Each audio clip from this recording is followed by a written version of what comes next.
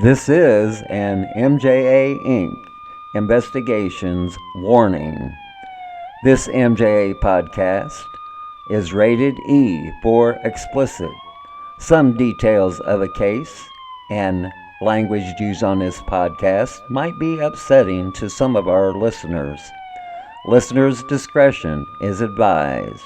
And for those who are still with us, kick back and enjoy the show.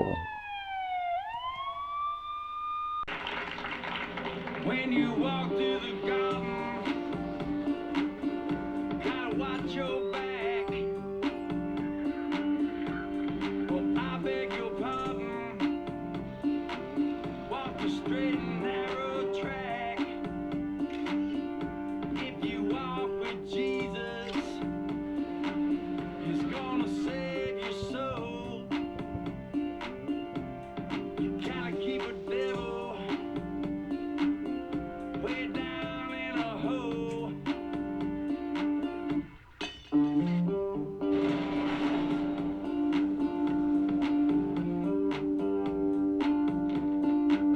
He's got the fire and the fury at his command,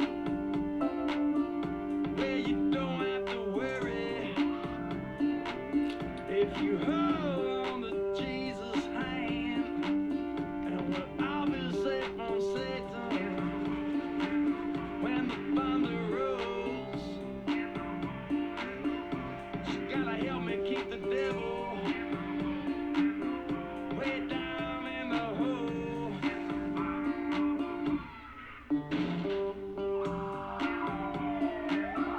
Way down in the hole.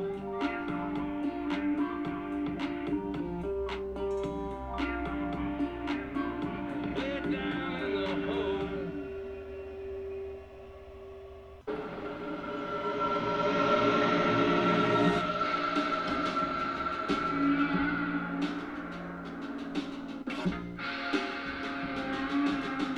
When you walk through the garden, watch your back. Well, I beg your pardon. Walk the straight and narrow track. If you walk with Jesus, save your soul.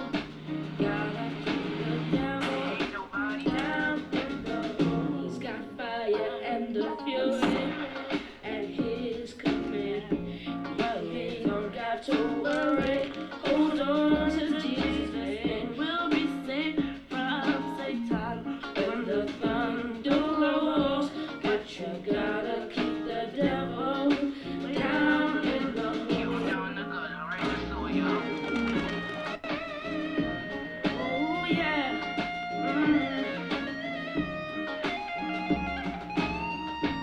We'll be safe from Satan. Gotta keep the devil down in the hole. Keep him in the trash, yo. Down in the hole. Keep him in the hole.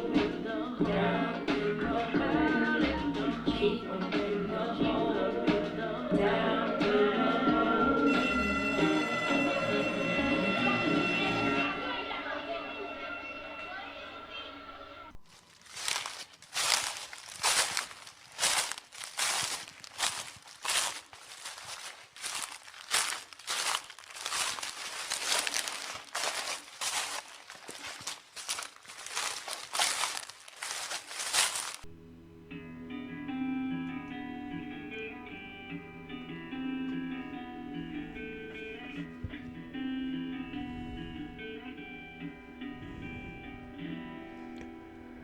When there is an ending, there was a beginning. Every victim has a picture to paint.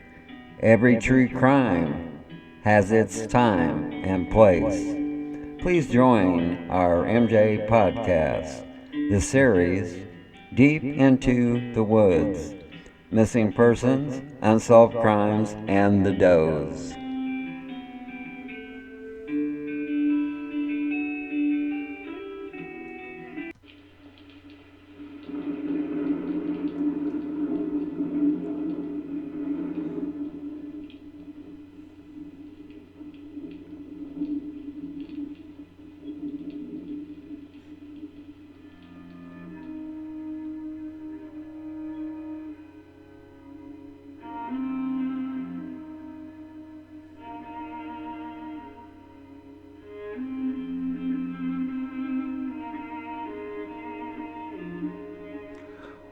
Welcome to our MJ podcast, the series Deep into the Woods. This is episode 7, part 3, Children Who Never Made It Home. It seems that it is open hunting season on our children, and we as parents as a society as a whole can't seem to protect our children from these hunting, cowardly human animals that attack our children. My name is Mark, and I will be your host for tonight's show. Joining us later will be our co-host, Miss Cali.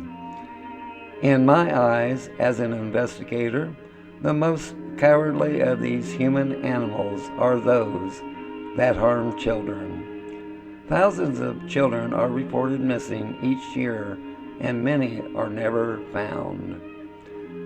The National Center for Missing and Exploited Children has stated that around 800,000 children are reported missing each year in the United States. That's around 2,000 children per day. Those numbers also show there are 115 child stranger abduction cases each year, which means the child was taken by an unknown person.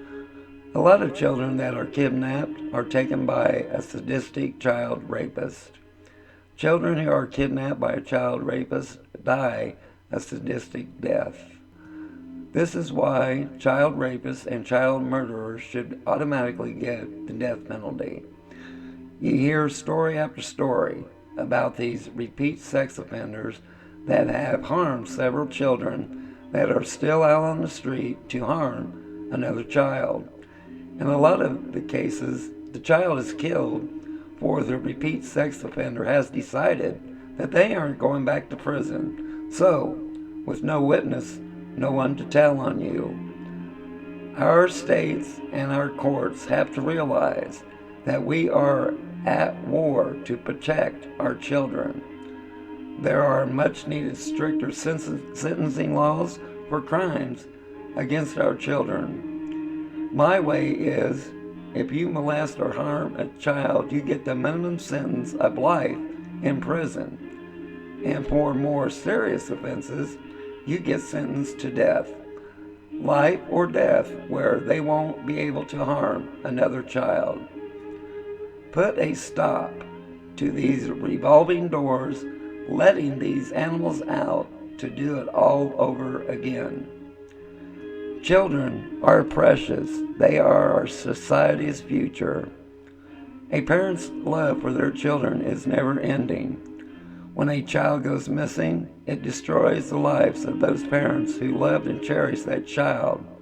And it can also affect any siblings the missing child might have had. There is nothing more heartbreaking than the abduction of a child. It's every single parent's worst nightmare to turn around for just a moment and discover their child is gone. Some cases, children are taken from parks, bus stops, while riding their bike, walking down a few houses to visit a friend, and sometimes they are taken from their own yard. Tragically, many of these children are never found. We as a country have to do better to protect our children. We will profile some of those cases on this podcast. But first, let's take a short pause for the cause, and we will be back in a moment.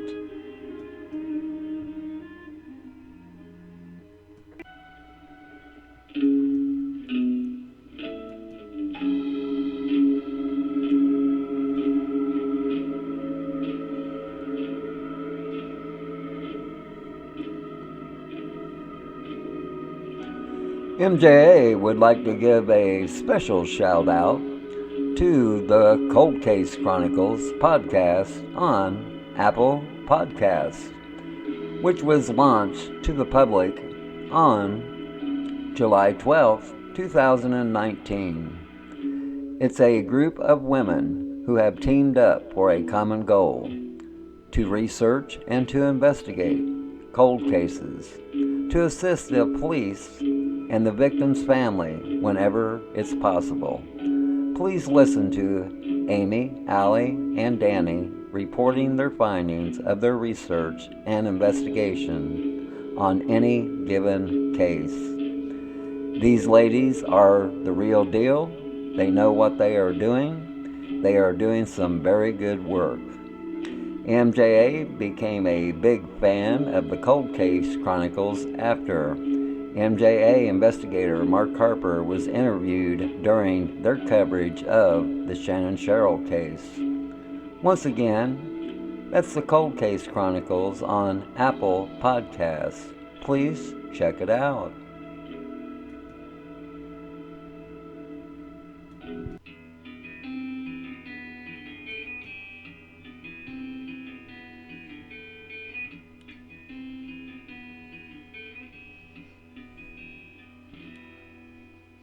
Welcome back to our MJ podcast. This is Episode 7, Part 3, Children Who Never Made It Home. Case 1, Welcome to Florida. Missing 12-year-old Dorothy Schofield. On July 22, 1976, 12-year-old Dorothy Delilah Schofield went missing from Ocala, Florida, while her and her mother were shopping. Dorothy's mother took a driving test while Dorothy exchanged a pair of sandals at the J.M. Fields department store. The 12-year-old Schofield also planned to buy a birthday present for her brother. Dorothy returned the shoes and was last seen at the mall at approximately 2 p.m. that day. Dorothy never met her mother at the designated location they had agreed upon, and she reported her daughter as missing. A witness reported having seen a girl matching Dorothy's description 2 hours after she was reported missing. The child was in a convenience store at the intersection of Highway 40 and State Road Highway 314, less than a mile from the Ocala National Forest, and she was with 1 or 2 adult males. They purchased sodas and left. The child was shaken and appeared to be frightened. The child and the adult male companions was never identified, and law enforcement authorities are not sure if she was in fact Dorothy. The 12-year-old Dorothy Schofield has never been seen again. Let's say the witness at the convenience store was correct, and it was the 12-year-old Schofield. My first move would to start searching the Ocala National Forest, and those searches would have to have canines. Case 2. Welcome to Pennsylvania.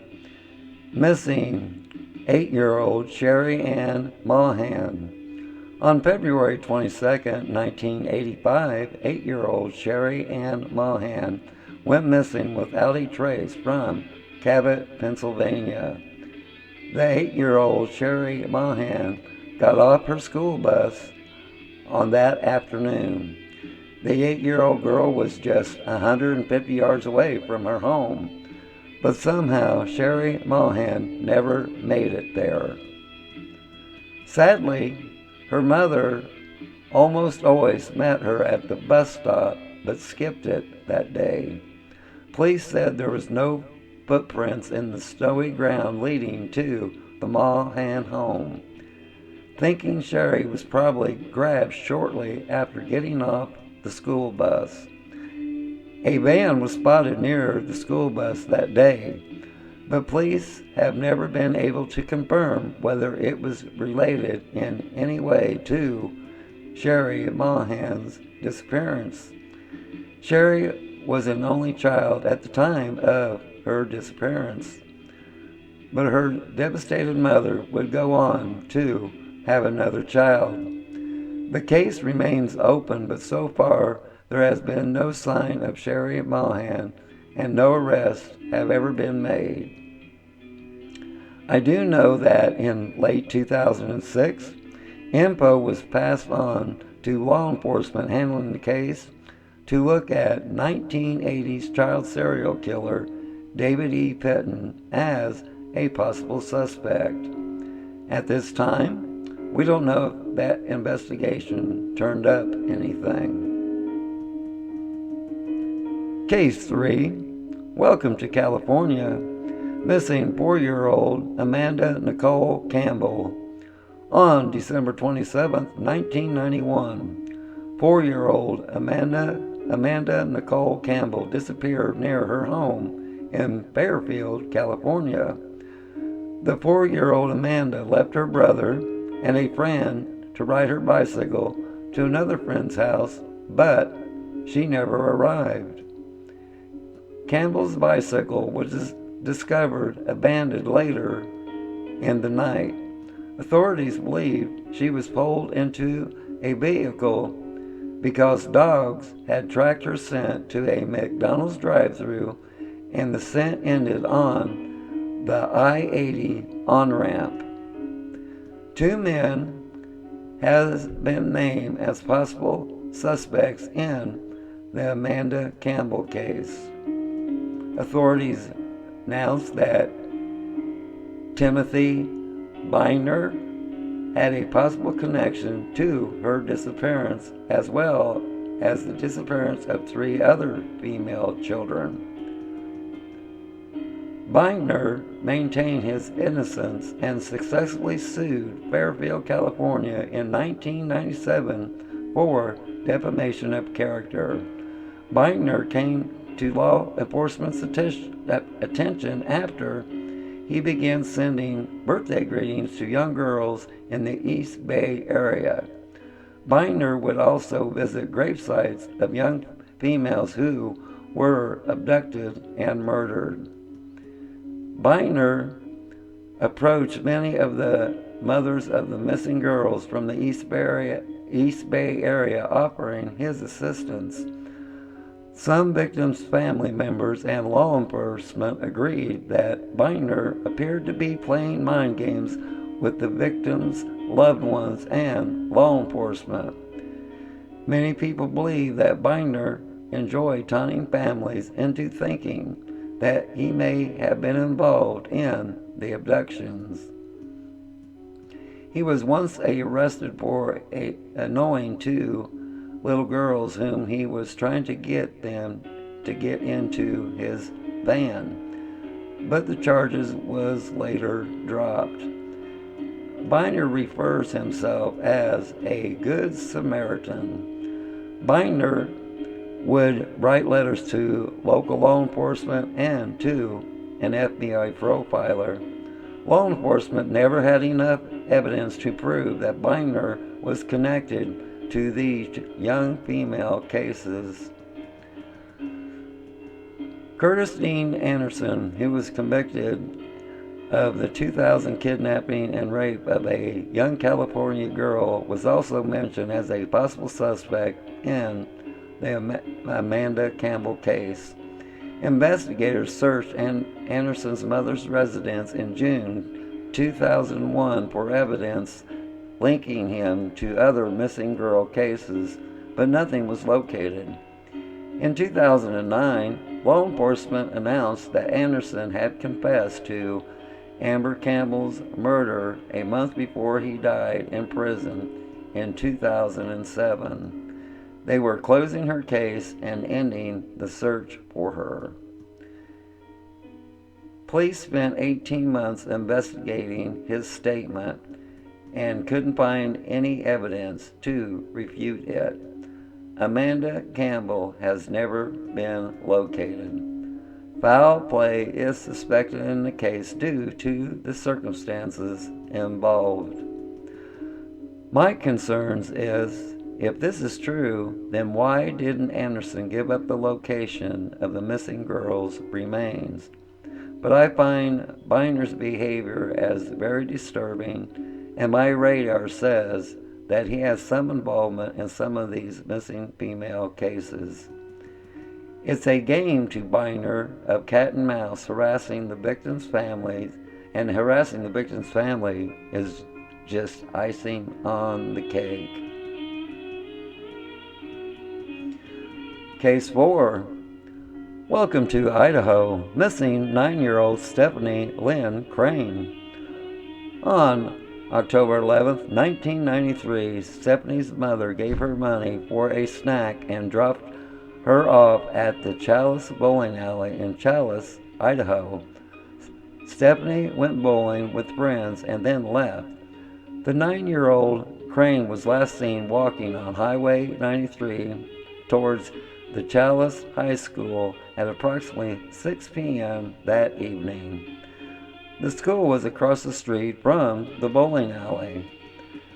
Accounts differ as to whether Stephanie was going to the high school for soccer practice or whether she was heading home, which was about 500 yards away. The 9-year-old Stephanie Lynn Crane has never been heard from again. An extensive search covering 7,000 square miles in 2 counties turned up no sign of the missing 9-year-old. Keith Glenn Mark Hascock has been investigated for possible involvement in Stephanie's case and also the disappearance of Amber Hoops. Hascock kidnapped a 14-year-old girl from outside her home in the early morning hours of June 5, 2002. He had known her family. The girl was able to escape that afternoon when Hascock went to work, leaving her chained to a bed in his home. When police attempted to arrest him, Hascock fled in his vehicle and led them on a 40-mile high-speed chase, which ended at a dead-end road in the Big Hole Mountains. There he shot and killed a police dog, shot and wounded an officer, and then committed suicide. Hascock was hunting in Chalice, Idaho the weekend Stephanie disappeared from that location. Hascock also owned a yellow pickup truck similar to the one that may have been connected to Stephanie's case. Authorities have not been able to link Hascock to either disappearance. His only criminal record in Idaho had been for poaching, but he had felony convictions in other states. Authorities have 5 to 10 persons of interest in Stephanie's case, and none of whom are family members. They believe 9-year-old Stephanie Lynn Crane was taken against her will by a stranger. Let's take a pause for the cause, and when we return, we will introduce you to 4 more cases of children who never made it home. Be back in a moment.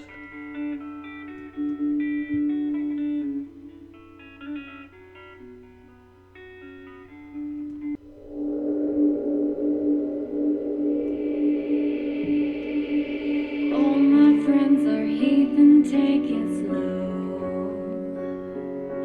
Wait for them to ask you who you know. Please don't make any sudden moves. You don't know the half of the abuse. Welcome to the rooms of people who have rooms for people that they love one day docked away. Just because you check the guns at the door doesn't mean the brains will change from hand to grenade. You'll never know a psychopath sitting next to you. You'll never know a murderer sitting next to you. You'll think how we get here sitting next to you. But after all I've said, please don't forget. All my friends are heathen, take it slow. Wait for them to ask you who you know. Please don't make any sudden moves. You don't know the half of the abuse.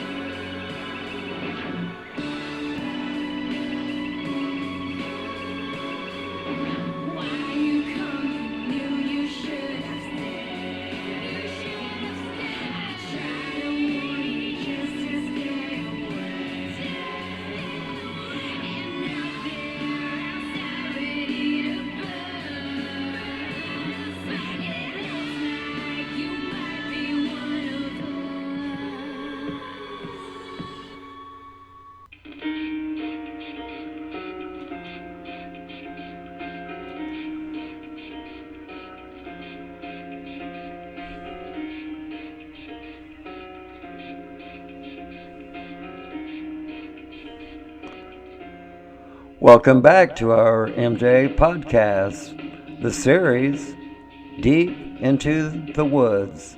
This is episode 7, part 3, Children Who Never Made It Home. Case 5. Welcome to Michigan. Missing 6-year-old Brittany Ann Beers. During the evening hours of September 16, 1997, Brittany was playing outside of her family residence at the Village Manor Apartments in Sturgis, Michigan. The 6-year-old went outside to ride her bicycle at approximately 7:30 p.m. Brittany's mother, Tina, left to run errands at approximately 8:30 p.m. and saw her daughter riding her bicycle around the neighborhood at that time. Brittany's brother told authorities he saw his sister sitting on a bench about 5 minutes after their mother had departed. A witness told investigators that he saw Brittany speaking to an unidentified male driving a red or brown mid-sized vehicle shortly thereafter. Brittany walked over to the witness and told him that she had made a new friend. 6-year-old Brittany Beers has never been seen again. Brittany's mother, Tina, returned home at approximately 9:05 p.m. and asked Brittany's brother to find her. Law enforcement were called when the child could not be located near the apartment complex. Brittany's bicycle was discovered abandoned shortly after she was last seen. Sketches of the unidentified man seen speaking to Brittany was distributed throughout the area in the days following her disappearance. It is not known if the man is connected to her case. He is in his late 20s or early 30s with short dark hair and a thick mustache, and was driving either a mid-sized red car or a brown Renault. Police are still looking for the man. He is not being called a suspect, but a witness whom they would like to question. The Michigan courts removed Brittany's older brother and younger sister from the family's home in 1998 after allegations of child physical and sexual abuse and neglect was issued. Brittany's father, Raymond Beers, his brother James Beers, and Kevin Folsom, the father of one of her half-brothers, was allegedly involved in the abuse of the children. Folsom was in prison for molesting Brittany, but he was released in 2008. The 6-year-old Brittany Beers case remains open and unsolved. Case 6. Welcome to Connecticut. Missing 4-year-old Rosa Marie Camacho. On October 24, 1997, 4-year-old Rose Marie Camacho went missing from Hartford, Connecticut. Rosa Marie Camacho, also known as Rosie or Rosetta, was last seen leaving a store with her mother, Rosa Delgado, in Hartford, Connecticut on October 24, 1997. A witness saw Rosa's father and Delgado's former boyfriend, Julio J. Camacho, speaking to them on the street corner in the Parkville area neighborhood prior to the female's disappearance. Rosa has never been seen again. A woman's body was discovered floating in 3 feet of water in the Columbia Lake in western New Jersey in November 1997. This was 1 month after Rosa and Delgado vanished. The female's head and hands were missing. Authorities were initially unable to identify the homicide victim and named her the Lady of the Lake. DNA tests were conducted in 1999, nearly 2 years later. The test proves that the remains were Rosa Delgado's. There have been no arrests in either Rosa's disappearance or Delgado's homicide, but Julio Camacho has been named the prime suspect.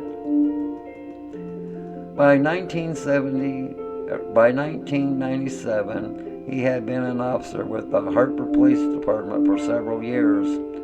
Delgado and Rosa lived with relatives who stated Julio Camacho visited them at their apartment and also called them regularly prior to their disappearance. But the visit stopped as soon as the pair vanished, and he never contacted her family to see if they had even heard from them.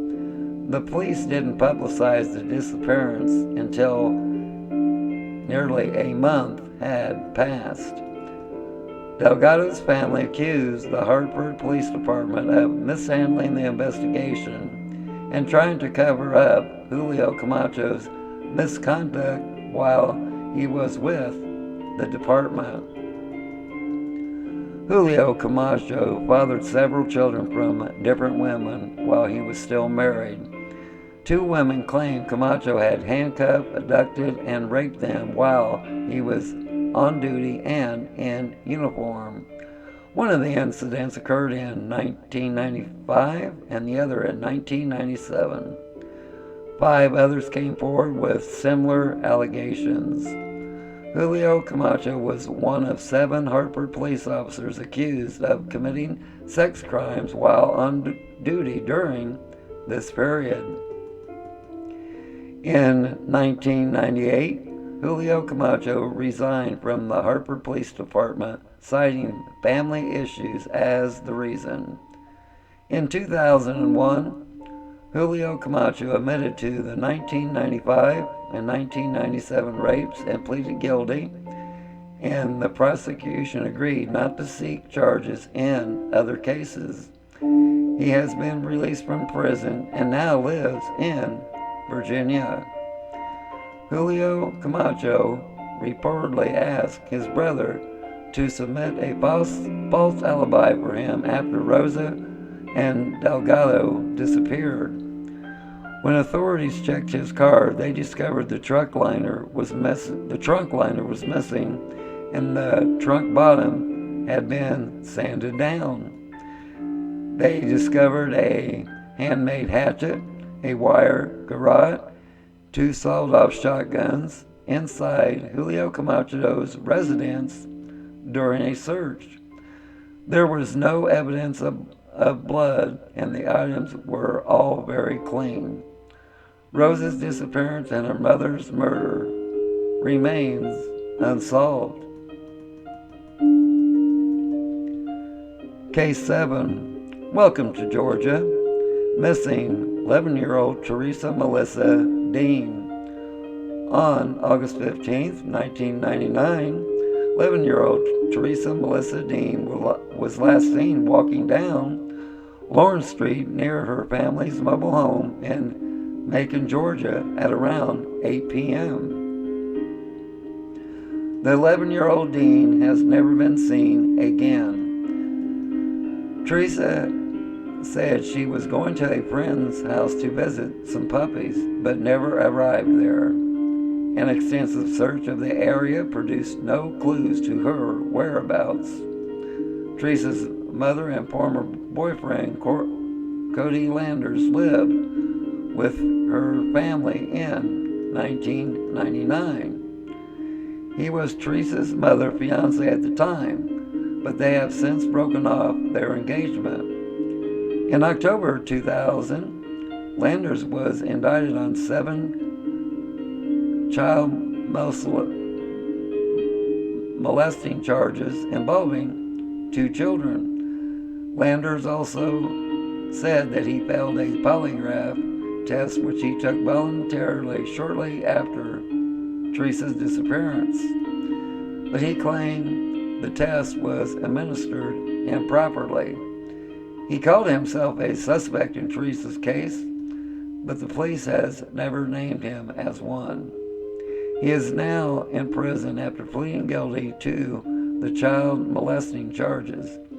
Landers has never been connected to Teresa's case, and no arrests have been made in her disappearance. Some investigators feel Teresa's case may be connected to the abductions and murders of Heaven Ross from Northport, Alabama in 2003, and Shannon Nicole Polk from Prattville, Alabama in 2001. The girls were Caucasians, 11 years old, and they went missing during the month of August from trailer parks where they lived.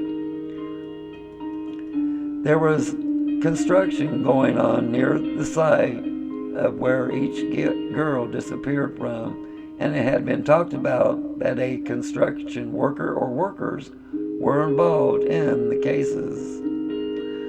Shannon Polk was found deceased 7 weeks later after she disappeared. Heaven Ross's remains were not recovered until late December 2006, over 3 years after her disappearance. Both girls' murders remain unsolved, and no hard evidence links them to the Teresa Deans case. Authorities strongly believe foul play may be involved in the disappearance of Teresa Dean. Case 8. Welcome to Nevada. Missing 7-year-old Carla Carolina Rodriguez. On October 20th, 1999, at around 7 p.m., Carla was last seen in the 800 block of Bonita Avenue in Las Vegas, Nevada. The 7-year-old was riding her bike about 2 blocks away from her home. Carla never returned to her house, and she has not been seen again. Her father spoke to a neighbor who saw Carla and assumed she must have gone to another friend's house to spend the night. The next morning, when she still wasn't home, her mother called the school to see if she'd gone there to her classes. The school principal called the police at that time. Carla's disappearance was originally thought to be linked to a debt her parents owed a former brother-in-law. A few months before Carla's disappearance, the brother-in-law came to Las Vegas and demanded to be repaid. The family gave him $1,000, but he said that was only the interest and he wanted more money. It was believed that the man abducted Carla in an attempt to extort money from her parents, but he has since been ruled out as a suspect in the case. Investigators now believe Carla was taken by someone outside her family. The disappearance of 7-year-old Carla Carolina Rodriguez remains unsolved. Let's take a pause for the cause, and when we return, our co-host, Miss Cali, will be on the line. Be back in a moment.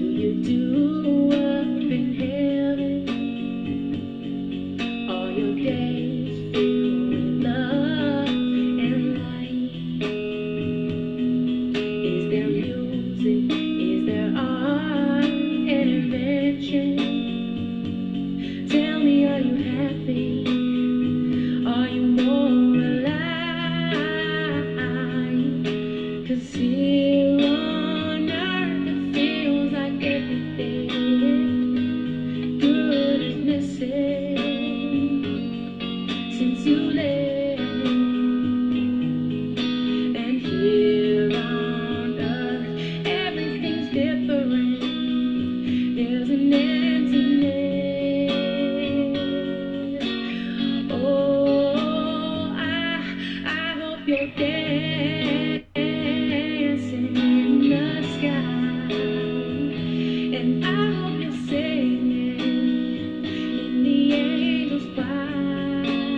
And I hope the angels know what they have out there. So nights up in heaven since you arrived.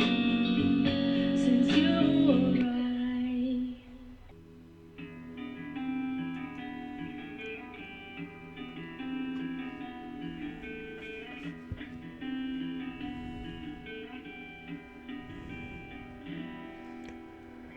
When there is an ending, there was a beginning. Every victim has a picture to paint.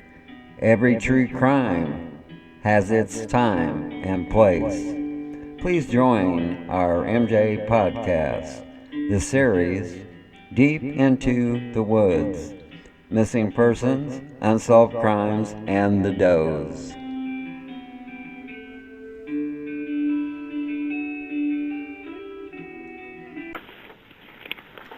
Welcome back to our MJ podcast, the series Deep into the Woods, Episode 7, Part 3, Children Who Never Made It Home. Joining us is our co-host, Miss Cali. How are you tonight, Miss Cali? I'm fine, Mark. I hope it finds you good, too. Yeah, I'm just peachy. And wouldn't you agree that 8 cases we just profiled has a lot of info concerning the case? Yeah, it appears that there is.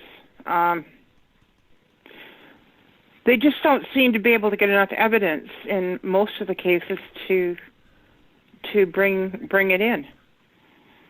Yeah, I just found it odd because when I started researching these cases, it had a lot of information where a lot of cases you're lucky to get 1 or 2 lines, and so yeah, that really surprised me.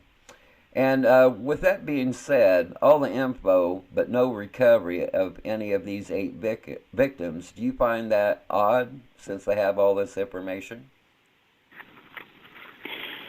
No, not really. These people are getting really good at what they're doing. And if they're a serial addict, they've had practice. And they don't want to go to jail. Or if they've been in jail, they don't want to go back. And they eliminate. The old saying is, and it sounds crude, and it is, but it's true, there's no such thing as a dead witness. Yes. So I hate to say that with regards to children, but in their brain, that's what's going on. The predator is like eliminating the possibility. He's removing one more possibility of getting caught. And do you think as a country, as a whole, we have failed to protect our children? Yes, we have.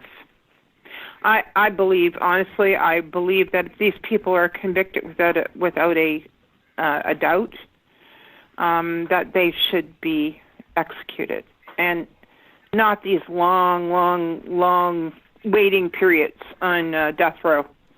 Get it done. Get it over with. They aren't going to be cured from what they've got. Yeah, that's for sure. That's what I'm saying. These judges, it's just, when it comes to child predators, a lot of times it's a revolving door. Like, Oh, yeah, it's catch and release just like fish. yeah, it's just like, I don't know if I ever told you the story, but in my hometown, when I was 10 years old, I remember reading this in the paper. When I was 10 years old, a guy and a mother run this downtown motel, and he was convicted of bringing young boys to the motel and molesting them. Okay, he was always in and out of jail, and only one time did they ever send him to prison. And between the jail time and the prison time, he only done a total of 7 years. He was a repeat offender. And I remember probably in 2004, I had to go to the county clerk's office in my hometown and get a new copy of my birth certificate. Well, as I'm going in, this son of a bitch and child predator is coming out, and I'm thinking, oh, they still haven't locked this guy up for life. They keep letting him out, and he keeps doing the same damn thing. Well, there's no point locking him up for life. And so this is what I mean. Through the years, because they've done that, he had 300 and some more victims. Yeah. And Yep. it's just ridiculous. And you can chemically castrate these people, and it isn't going to make any difference because it's in their brain. Yeah. It's not going to go away unless you're going to give them a frontal lobotomy, and they're going to sit there and look and be happy and smile. Yeah. Well, and do nothing else. Then I mean, what kind of a thing is that? You know, that's get it over with. Well, it's like there was a well-known case in Texas where two guys was convicted of rape, sexual assault, and it was going to be a life sentence for both of them. Well, the judge gave him a choice. He said chemical castration or life in prison. Okay, the one guy took life in prison. He was asked why, and he says, "Oh, because I can get sex in prison." Okay, well, the one that done chemical castration, he wasn't really cured because he got out, and he started sexually assaulting women with objects. Yep. And so, yeah, he wasn't cured. No, it's in their brain. Yeah. It's in their brain. It's in they're I don't know if they're spiritually deformed, but they definitely are. There's something wrong. Right, they're not wired like us. That's definitely correct. You know. And do you think towns and cities needs to put up more video cameras? It would be helpful. It would be helpful. I was reading what you said about the UK. Yeah. And it's because it's all in public places. It doesn't do anything for the privacy issues. Privacy issues. Well, there are people who would argue against that, but then again, if it was their kid that got taken, they'd be the first one going out and getting the camera up there. Yeah. You know, it really, there's fine line, and you have to be careful. I mean, in history itself, we've had issues with privacy and privacy laws in different countries, and et cetera, that have turned out to be really bad things. Yeah. We know where they've taken over, but that's not your everyday scenario, and it's definitely not a scenario in the UK, and it's not a scenario in the United States of America or anywhere in North America.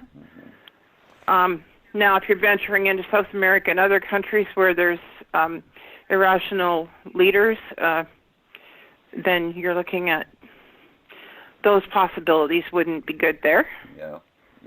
Yeah. Okay, for the people that's listening, the United Kingdom is an example that several countries use. That they have so many cameras in place that a lot of the crimes are solved because of the video footage, and they even have coverage in rural areas. They have the best system in the world, and as we said, there's no privacy issues because all of these cameras are up in public places, public highways, public roads, public cities, sidewalks. And We even said rural areas. Yeah. That's pretty wild. Yeah. Yeah. And they're all hooked into a link. Is that it? Yeah, they're all hooked to a system. And so, like I said, if something happens, a crime happens, they can go right on there, and I think they call it CCTV. And they go right on there, and like I said, and see, that's another thing. There's a lot of police agencies in those countries over there. They're not allowed to carry guns unless they're making a raid. Yeah. So That's wild, isn't it, when you think about just using a billy stick? Yeah. God. And so, like I said, with this video camera system they catch a lot of crime right on the video, and a lot of the crimes are solved. Yeah. And now let's get to the cases. As in case 1, missing 12-year-old Dorothy Schofield from Ocala, Florida. Okay, there was talk that a witness at a convenience store seen a young girl matching her description with 2 men, and she seemed under duress, is what the witness said. Now, let's say this witness at the convenience store was correct, and it was 12-year-old Schofield in the store. What would you do next? Well, I'd be checking to see if there was any video footage from that store, any neighboring stores, any nearby schools, or traffic cameras. I don't know if they had them then. 1976? Yeah, I bet there's very few video cameras even in stores then. So, yeah. Oh, really? Yeah. Well, I really can't be sure on that. Now, I do know when I went to California. Oh, they used to hire shoppers. Yeah. People to watch the Right. store. Yeah. I remember when I went out to California, there was a lot of 7-Elevens that they did have a video system, and that was in 1972. So, but yeah, it was very far and in between. And I see.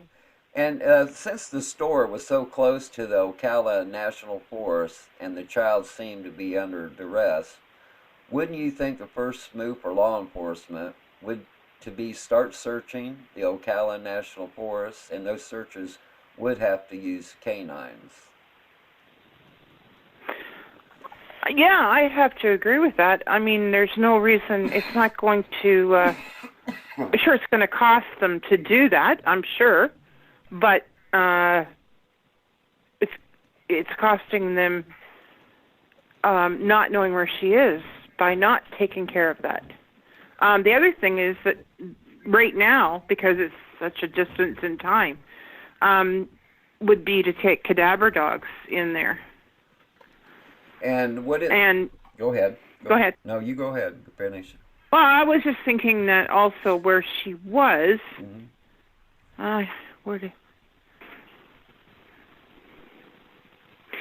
Hold on a second here. Okay, so it was 2 hours after that she was reported seeing her at this convenience store. Right, correct. Yeah. 2 hours after she was supposed to have met her mother at the designated place, right? Right, correct. And how far, but I don't know, how far was this convenience store? Do you know how far it was from this mall? My estimation from some of the media reports, it was like 40 to 50 miles. Oh, okay. Yeah. So would they have just discounted that because of that? Well, I mean, if she's with 2 men, obviously or 1 man even, they'd be able to drive her there. Yeah. Yeah. And see, that's the thing on that. See, even though it's far from where she come up missing is because even the National Forest is considered in the town of Ocala. That's why they call it the Ocala National Forest. So I see. So it really branches out. See, that's the same way up here. Like if you're driving out of Plattsburgh and you're heading to Champlain, about 7 miles before you get in Champlain, there's an actual sign that says the town of Champlain.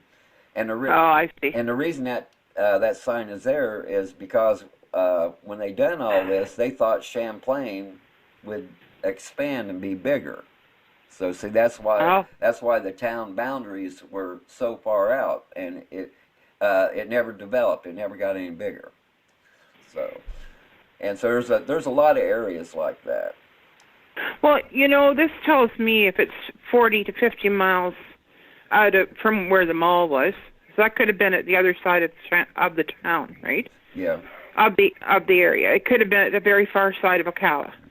So even let's just say that. So that might take 5 or 6 miles into consideration, maybe more, maybe 10. Yeah. So then you're 30 miles out of town. Well, you're not really out of town, like you just said. Yeah. Okay, but geographically speaking, right, you're not in the heart of the town. Right. So or the city. I don't know, is Ocala a city? So if you, go ahead. No, it's. I think they consider it a town. I don't think it's labeled as a city.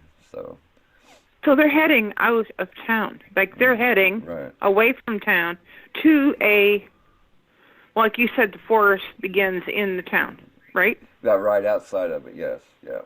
So it isn't a matter of going. They didn't need to go and buy a soda. So she's being calmed down by buying her a soda. I mean, this guy doesn't know anything about caffeine, calming a child down. But anyway, yeah, no, they're leaving that area, but still, that's what I gather from that geography lesson you just gave me. Okay. I would suggest checking that forest anyway near the store with the cadaver dogs. Okay. I mean, and you could probably go to the next road turnoff and go in either direction that way, because this person's going to be looking for a place to do his dirty. Yeah. Yeah. So if you're not going to go that far, because he's already, what's the word? He's already hyped. Yeah. Yeah. So he's going to be, he's not going to be wanting to drive for 50 more miles. Yeah. Correct. So that's what I think. Okay. That's my own opinion on that one. Yeah. And Okay. And would it surprise you to hear no such searches have taken place by law enforcement in the National Forest? When I read that, I just couldn't understand that. Where did they look? Well, that's a good question. That's a good question. And I don't get it. and Like she's 12 years old. Like, do they think she's a runaway? well, I wouldn't think so. With all the information from the family, Yeah. I wouldn't think she's a runaway. No. Oh, I wouldn't either. But I mean, I don't understand. Not looking more, searching more. Maybe they did. Maybe we just not hearing it. I Well, don't see, know. that's the thing. I can't find anything that says an actual search took place and where it took place. Okay. It just like Could they be keeping that under their hat for some reason, or what? well, that might be true, but it just struck me kind of odd that they just investigated it, and I can't find nothing about where anything might have led, any searches. But we're talking, like I said, 1976, so hard telling what the protocols was back then. So, Did they get a description of this guy? Yeah, Probably not. yes, there is a composite sketch of one of them, and Okay. but it's a very crude composite sketch. I think it'd be hard to really match it to anybody, and I see. so that's another problem. Is her DNA on file? That's what I'm saying. As far as Donut and all them, yes, there's a family has given DNA and it's entered in the system. That's what it says. It's been entered in the system. So. Well, Okay, now we're gonna go to case 2, and this is missing 8-year-old Sherry Ann Mahan. On February 22nd, 1985, 8-year-old Sherry Ann Mahan went missing without a trace from Cabot, Pennsylvania. Miss Cali, being around 150 yards away from her home, wouldn't you say the abductor is brazen and bold with no fear? well, yes, but also he might have been unaware of where she lived. No. Like, just driving by her and seizing the opportunity. Like he's obviously on the lurk. Yeah, no, well, I mean, he's bold and fearless, but he's on a quest, so Yeah. those kind of things go into the background, Okay. I think, when these predators are out and about looking. I mean, it's like a fishing expedition or a African lion safari. Yeah. That's what they're doing. They're hunting. Yeah. Yeah. Yeah, it's not just. Well, like I say it at the beginning. I think Pardon? I think the normal human being Mm-hmm. who's never ever experienced anything like awful, to leave it to Beaver. You know, maybe I'm too old for whatever, but leave it to Beaver. Like, they've got the idea. They don't have any idea of what a predator does. Right. And how they hunt. Right. Because it's just like that. They don't have any warm and fuzzy feelings about things, like. And I think a lot of these parole boards and a lot of the judges and a lot of the, I shouldn't say law enforcement, because they're the ones that are in the front lines, because they see everything. Yeah. But the judges and the parole board people, they don't know. And if they're letting these people out, they need to think this way. Would I take that person home? Yeah, there you go. And let them stay in my home with my family? Because when they open the door and let that predator out of prison to go back into society, they are letting that predator into our homes. Yeah. Exactly. Onto our streets, into our lives. Yeah. And I think if they can't answer that question, that they would let that person live in their house with their family in their home, then they need to leave them where they are. Oh. Or find, I mean, I suppose there's some ways sometimes they can't, but then they need to find a way to keep them there. Well, a good example, when I was an intern at a prison, they had this scoutmaster. He came in, he got 37 and a half years for over molesting 100 kids under his care. He was a scoutmaster. Okay, well, here I'm just an intern, and the LT calls me down to his office one day, and he says, well, I got a problem. And I said, well, what's that, LT? And he starts talking about this predator, because this prison at the time was a prison for wayward teens and teens that committed crime with injury and all this, but they were switching over to an adult prison. Well, there were still juvenile offenders in there as they was doing this, so this scoutmaster was trying to rape them, and he got caught. And so anyway, the LT's asking me, he's telling me about all this problem, and he says, well, he says, what can I do with this man? And I said, LT, I says, he needs to be in here for life. And he says, no, we have to release him. It's 37 and a half years, good time, a day for a day. Okay, he's out in, about 18 months, or 18 years, about 18 and a half years. Okay, so I tell LT, I says, well, he didn't take all of his damn good time, and he has to do the whole 37 years, 37 and a half years. Well, that's what they done. And by the time he was released, he was in his 70s. Now, whether that made a difference or not, I don't have a clue. So, and with this case on Sherry Mahan, okay, being around 150 yards away from her home, there was no snowy footprints leading up to the driveway to the Mahan home. Wouldn't that tell you that this abduction happened very quick? Oh, yeah. The person saw her, grabbed her, that's it. And there may have been more than one of them. I'm going to guess.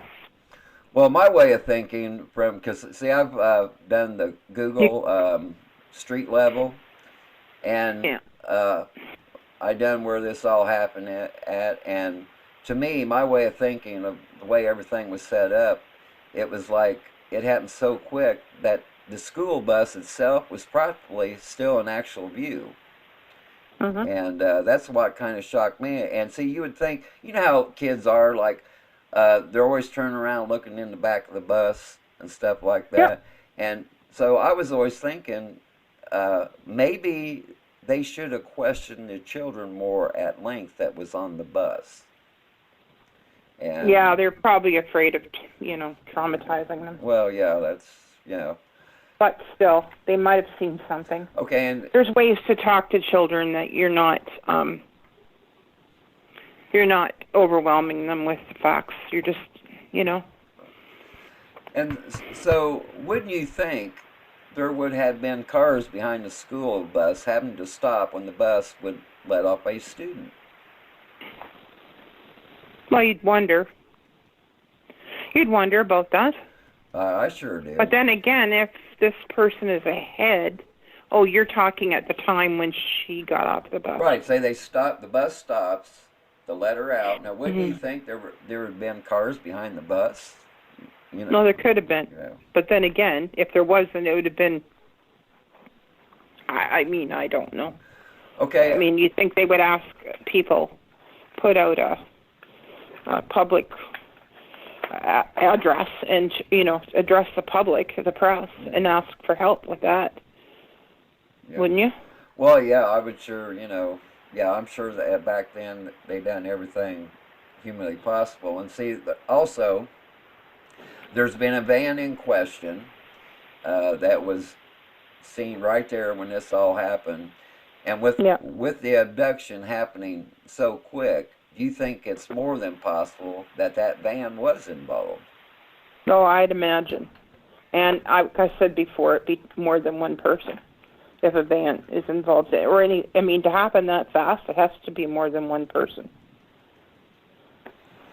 Because there's no way okay, just put yourself in that, wait, not that you are or I am or anything like that, but if you put yourself in that position, how are you going to get a child to get in a van or any vehicle for that matter that quickly from the driver's seat? Well, Not going to happen. well, I do know this at the beginning of the introduction of this episode, I have on there, right in there that it's like it's hunting season on our children, and Mhm. and then also about this case and the way it happened and the MO and all that.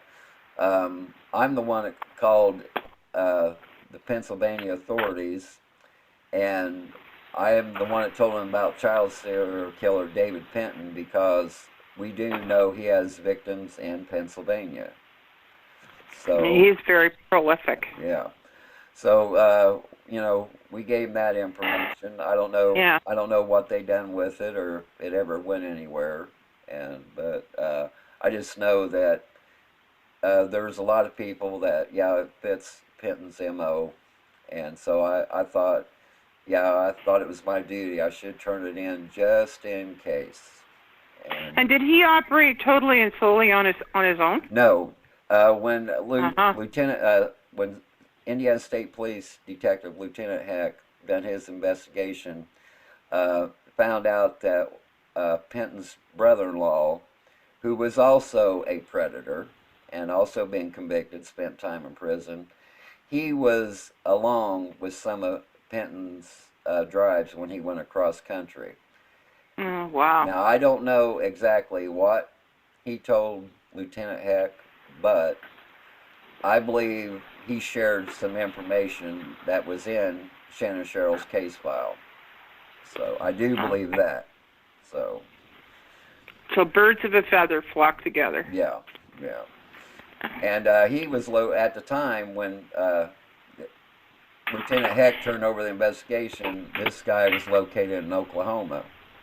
And see, that's another thing that haunted me was the informant had information about two young girls being taken and buried in Oklahoma, and he thought they were from Oklahoma.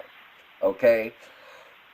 Excuse me. I got on the phone with the Oklahoma Bureau of Investigations.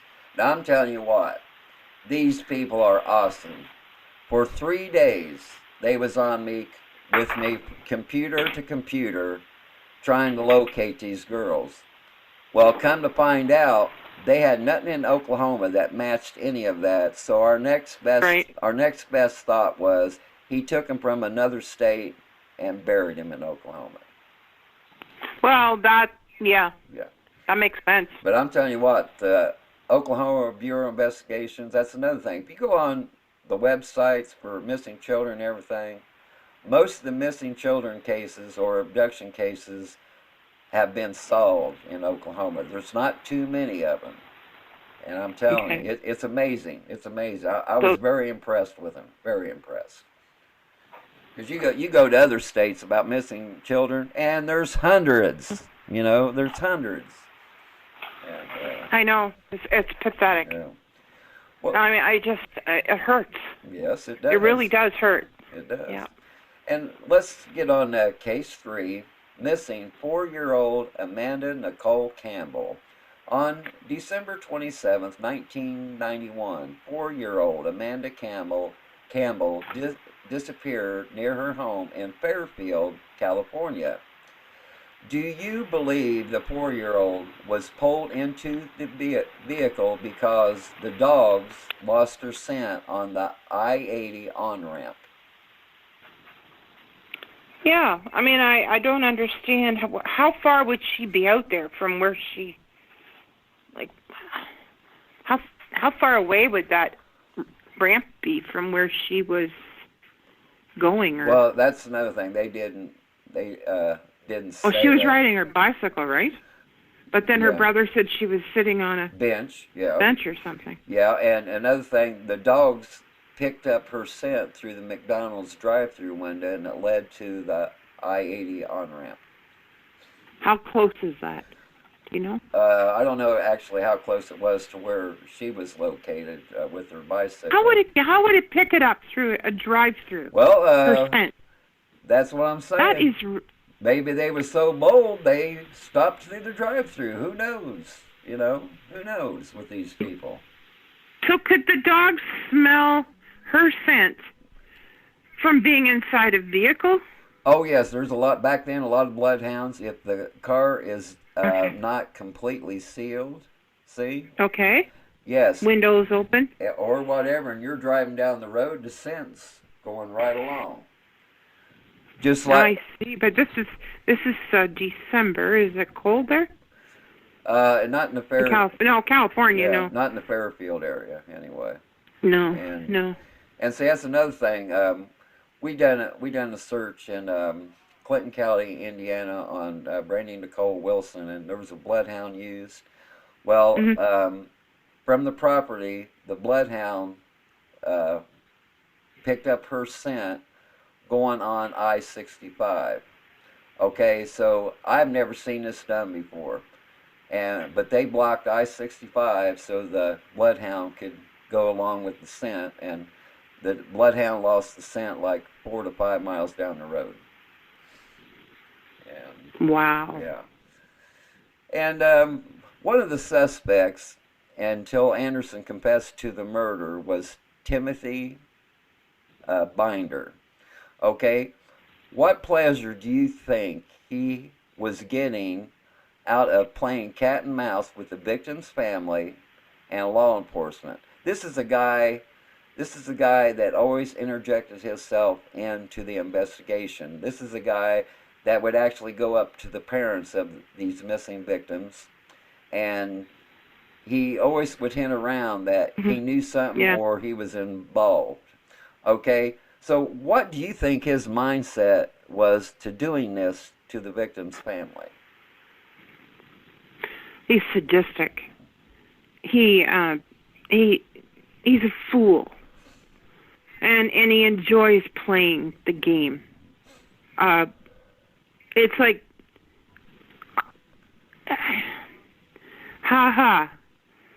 what can I say? It's like some people sending a video and laughing,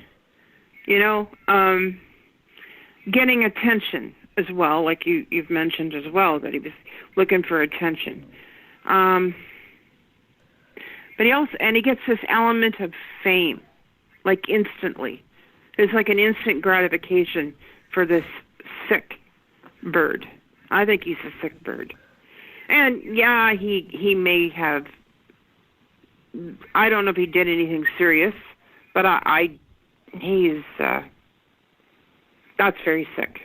Yeah, and that's what I'm saying. Even though Anderson confessed to this case, okay, Mm-hmm. do you think because of Bidner's reactions and stuff that he should still be investigated concerning some of the other cases?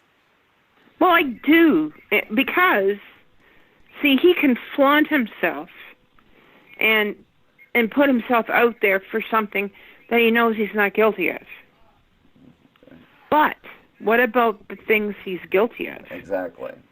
He's not going to go and flaunt with the family, of whoever down in the next state or the next town. He's not going to carry on about that.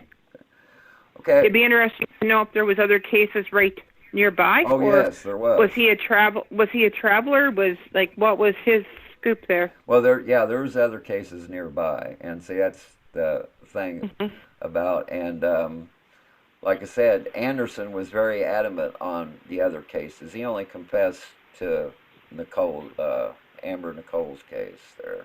I see. And so that's what I'm saying. And so we know. But didn't he confess in prison? He confessed on his deathbed. Oh, okay. Yeah, he was in prison for unrelated charges, but it had to do with the killing of a young girl. Oh, it did. Yeah. And okay. I know that Bindner's overall goal was attention on how smart he thought he was.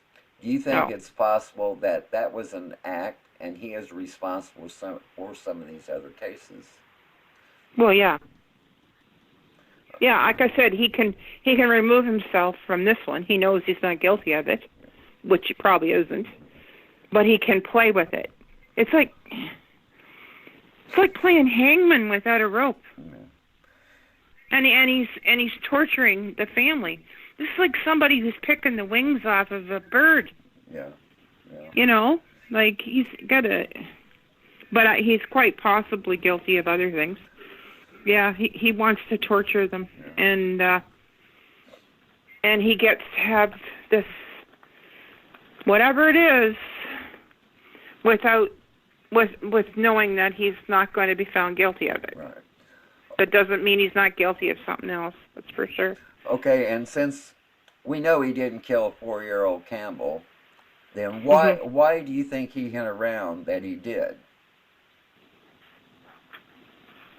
Just a second here. Where did you go? Why do I think that he hinted around? Because, I just told you. Like he's sick. Yeah.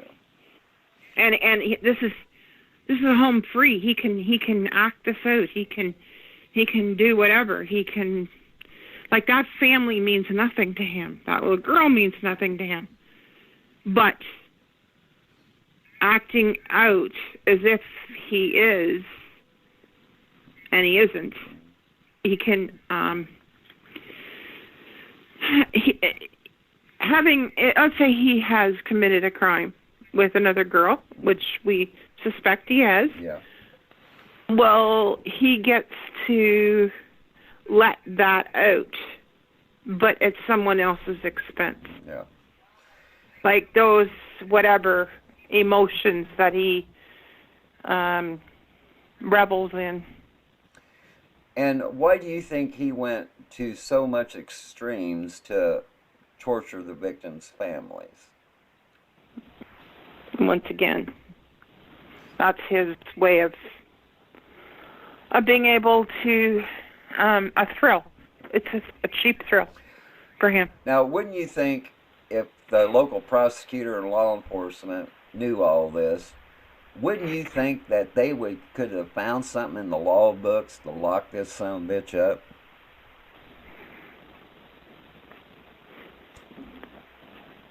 I don't know this guy's history. And I don't know.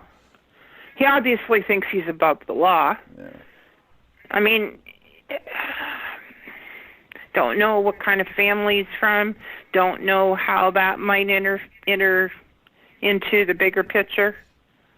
It's hard to say, isn't it? Yeah.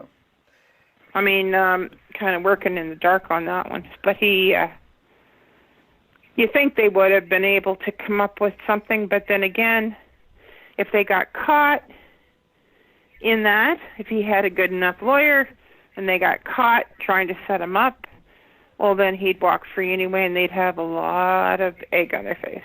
Oh, yeah, he did sue the town of Fairfield, and he got a settlement. Oh, there you go. That's right, too. I did read that. Yeah.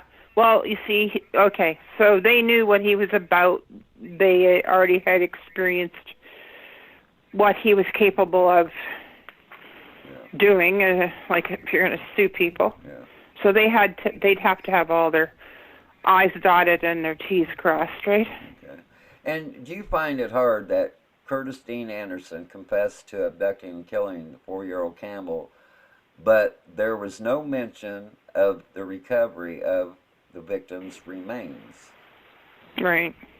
Well, he may have told them, but maybe they couldn't find it.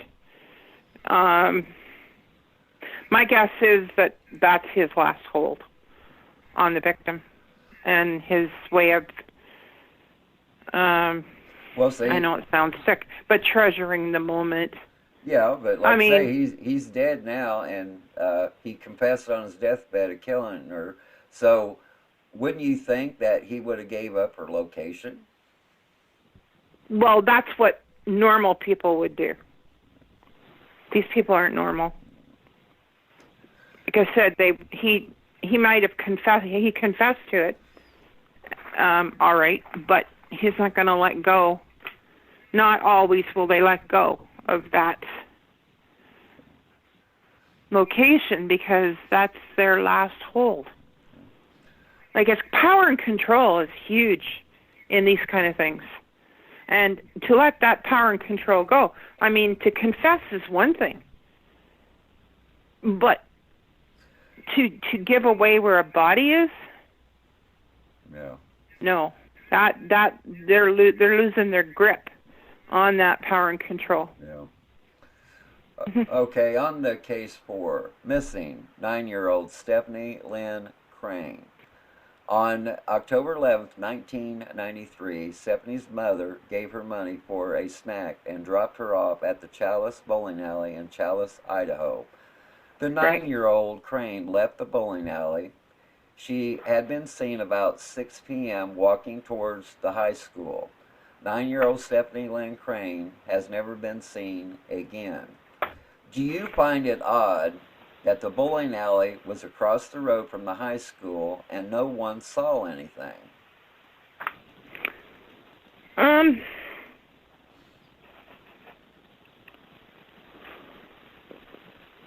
Yeah, I don't understand. You think that someone would have seen something? It would be a lot of people at a bowling alley. What time was this now? This was at around 6 p.m. Yeah. Well, heck, would people be at the bowling alley at 6 p.m.? I would think they was, because like I said, she left the bowling alley. So, and was right. But most people would be going home for supper. Well, just would they not? Well, it just depends on their schedule. If there was a bowling, Tournament. leagues, tournaments, all that, and there's not too much information about the flow in and out of the bowling alley. If you're in a bowling alley, you're usually bowling, Yeah. so you're not going to be looking out the window. And I would say that that's not that odd that nobody saw anything. And do you think that Keith Glenn Mark Escott, even though he is dead, should still be a suspect in this case? Just a second here.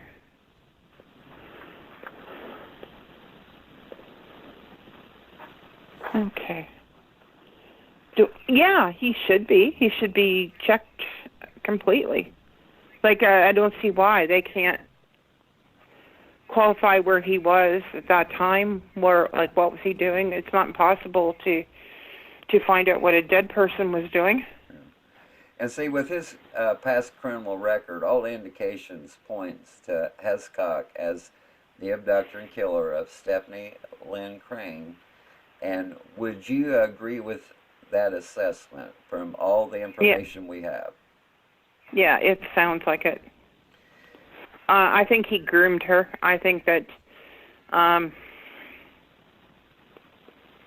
you see, that's the other thing. If he was walking down the street with her, even, and they were accustomed to seeing him with her, it wouldn't be something that was remarkable. Like, people wouldn't think about it. So in their memory, in their mind's eye, they're not going to go, oh, yeah, she was with, you know. Now, if she was a stranger, then they probably would have gone, oh, yeah, you know, we saw her with a stranger. But your everyday stuff that you see every day, you don't think about. And obviously he had, you know, involved with the family. Like he was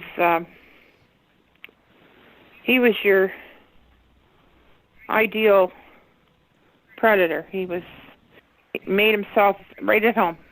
And even with the description of his truck that might be involved in the abduction matches the suspect Hescock's truck description, why is it that law enforcement claims to have 5 to 10 people of persons of interest in the case? I don't know. And now, I mean, sure, there's probably more than one truck. Wasn't it yellow or something? Did I just dream that? No, it was a very distinctive yellow, and there were certain markings on it that was very distinctive, and so that's what got me after they named him the suspect. Then they come out and said, well, we have 5 to 10 other people of person of interest. So that just kind of struck me kind of odd when they was stuck on him that he's the one that done it. See, right? Yeah. Okay, we're gonna take a short pause. Can I? Pardon? Go on. Can I go back to him? Yeah, go ahead. It says that he abducted a 14-year-old girl outside her home. Right. On June the 5th, 2002. Right. But you know, that's a ways down the road from in time. Yeah. Was that in Idaho? Do you know? Yeah. The other 14-year-old. That I don't know. Well, I'm just curious. Yeah. Like, and it says that he committed suicide and he'd been out hunting. Yeah. Do you know what kind of hunting he was doing? No, I really don't. Okay. I really don't. But he was caught for poaching. See, the thing is, he didn't have a record except for poaching, and then until he got caught for this other thing, this abduction. They did find out later he had a criminal record in other states. Oh, yes, that's right, too, a felony, yeah. Okay. Okay, we're going to take a short pause for the cause, and Miss Cali and I will be back in a moment to speak about the cases 5 through 8. Be back in a moment.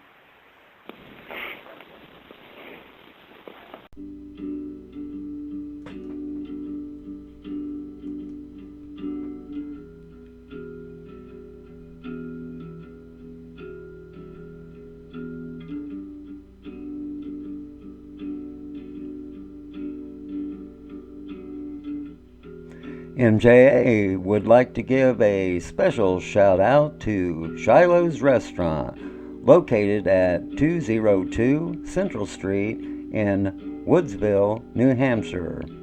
MJA and groups like ours have eaten there several times. The food is excellent and they serve alcohol. The service is Class A and the prices are fair. It has great atmosphere and it's kid friendly. Once again, that's Shiloh's Restaurant, located in Woodsville, New Hampshire. Please check it out.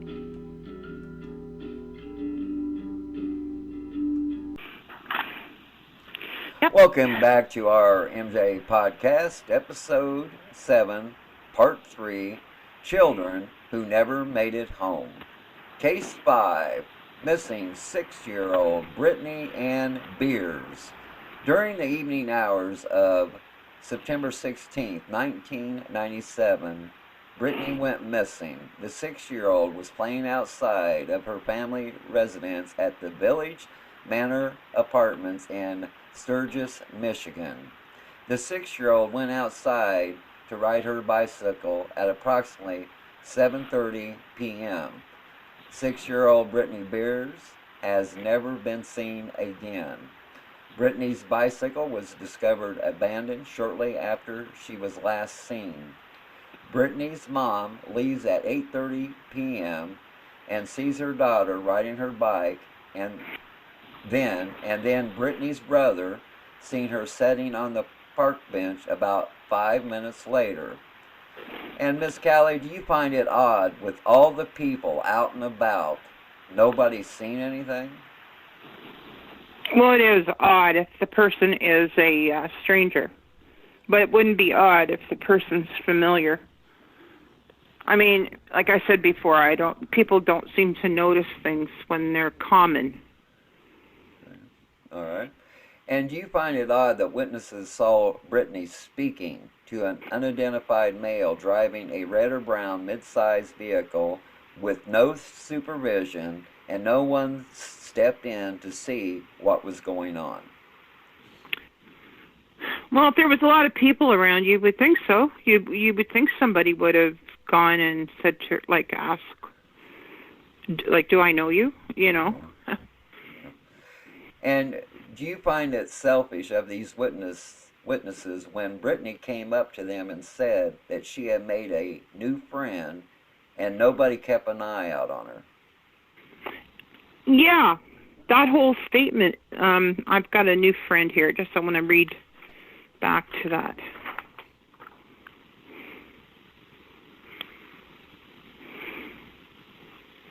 Where did she say that? I made a new friend. I thought there was more to it than that. But anyway, there wasn't. Yeah, that is kind of strange. And she must have known these people that she was speaking to, wouldn't she have? Well, yeah, they lived in the same apartment complex. Yeah. Yeah. So they would have recognized her, and maybe they were thinking she was being a creative child. I don't know. 6-year-old? Well, I don't know. Yeah, they seen her talking to this man. That's what got me, that nobody, they the fact that they saw her talking to him and not doing anything, not... Right, and they couldn't identify him. That's why, they said, hey, it's an unidentified man. That's because nobody knew him, so... Right. Yeah. And so do you think, since Brittany's father, Raymond Beers, his brother James Beers, and Kevin Folsom were convicted of child abuse, shouldn't law enforcement be all over them? Well, yeah, I don't understand. Yeah, I would think so.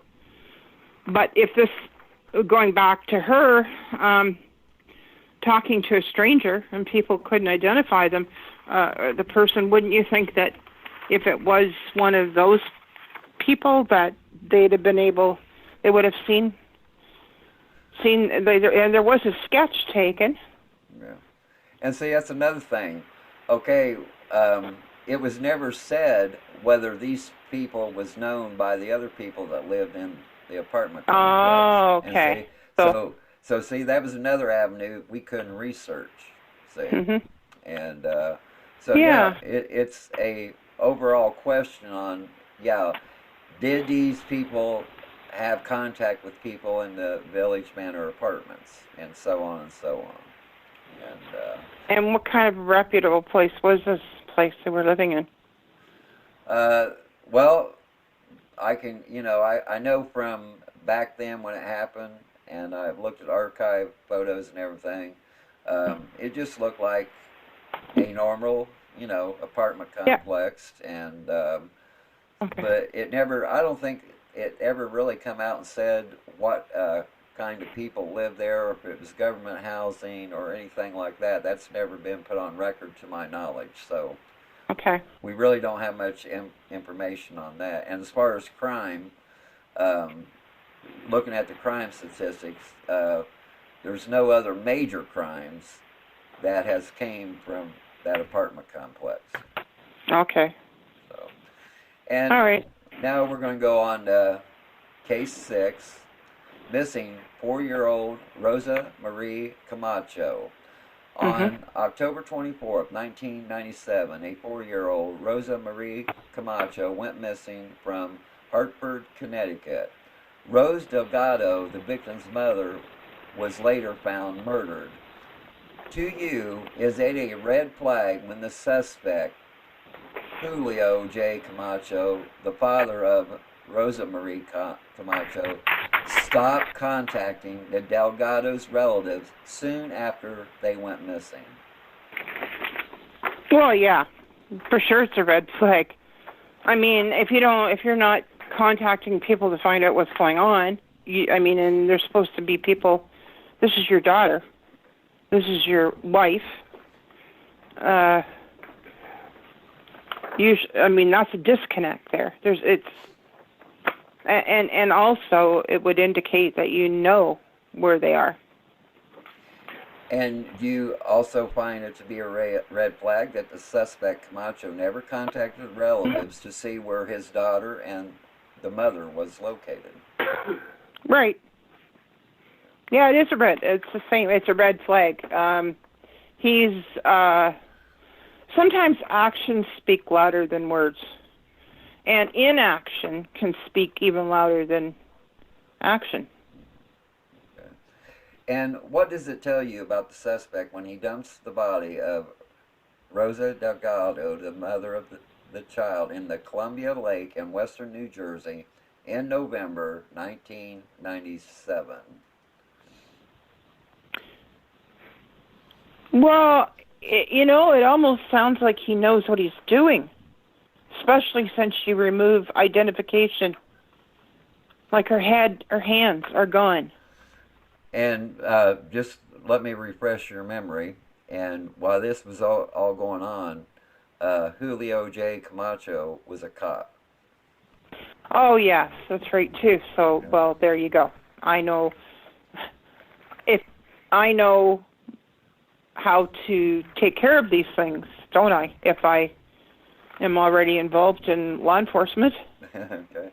And I hate to, I'm not putting down all law enforcement here. I'm just saying that, they can get drunk on power. And before Delgado was identified, they named her, the Jane Doe, the Lady of the Lake. What does it tell you about the suspect when he cuts off the head and the hands of the mother, Rosa Delgado? Well, what he's saying is, the person who did this, him, I'm going to suggest, he's saying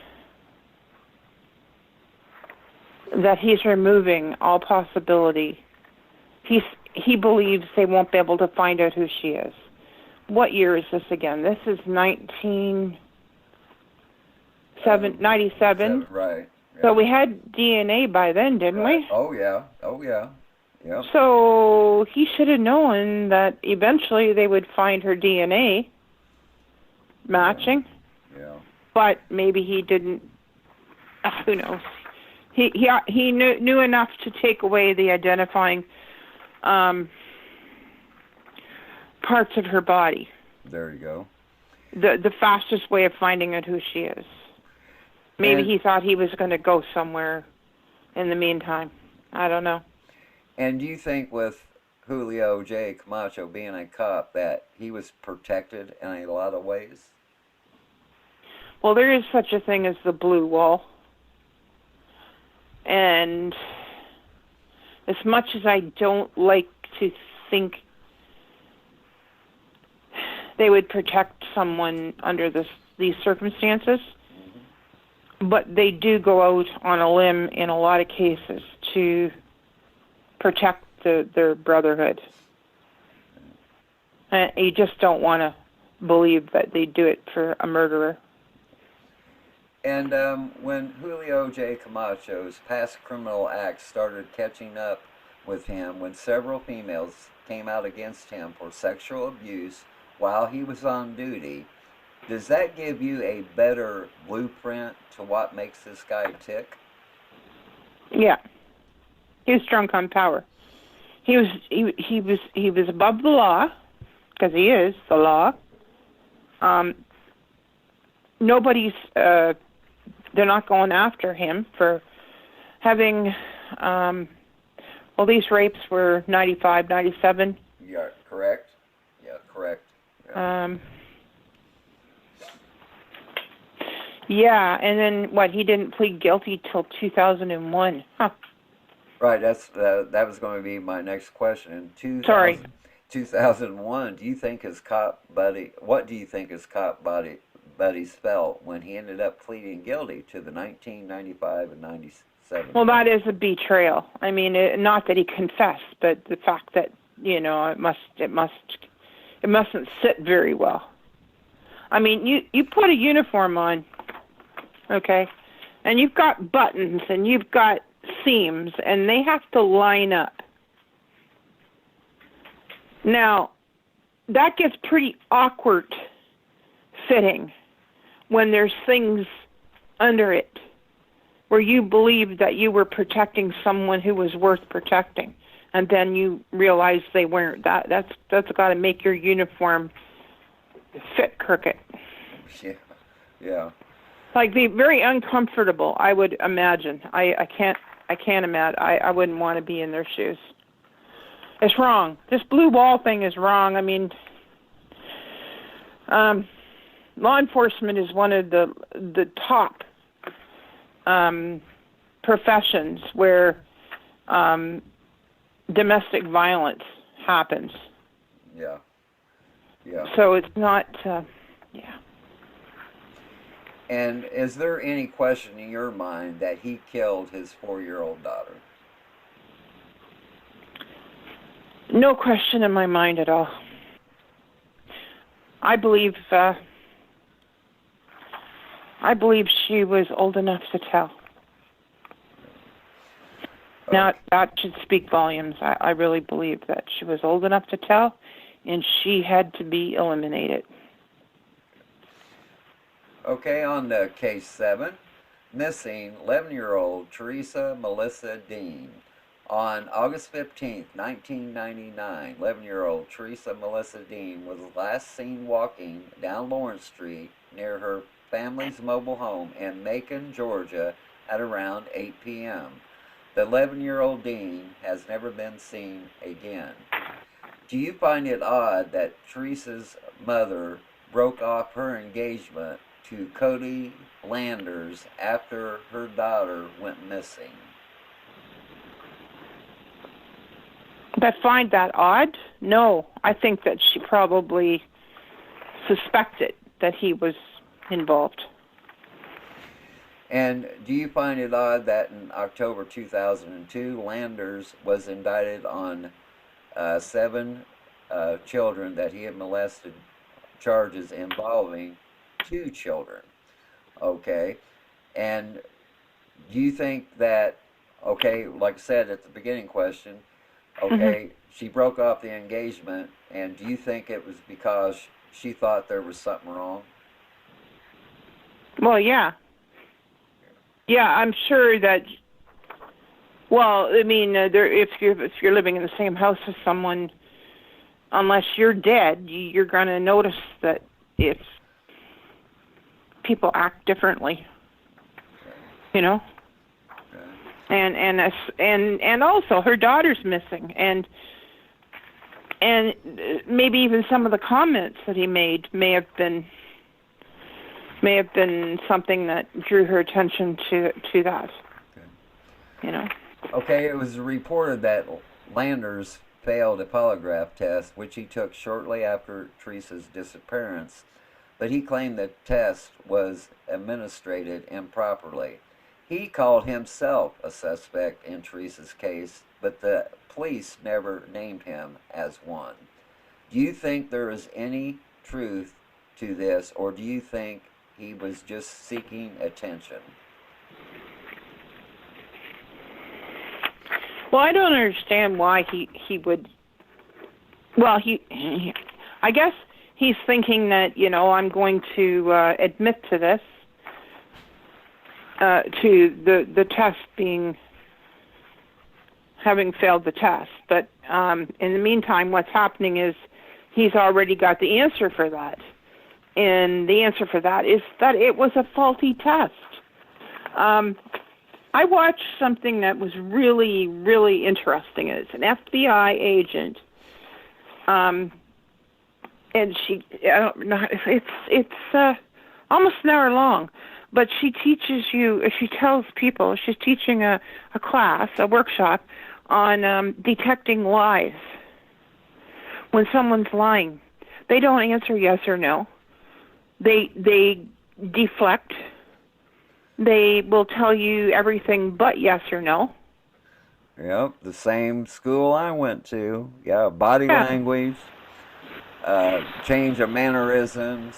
And here's another thing that I learned that I had known for years, but I learned it on the Clinton County, Indiana case, was the Israelis years ago come up with a system where you have a suspect write out his whereabouts in his own handwriting, correct? Okay. Now I seen the letter of the number one suspect on Brandy Nicole Wilson, which was her husband.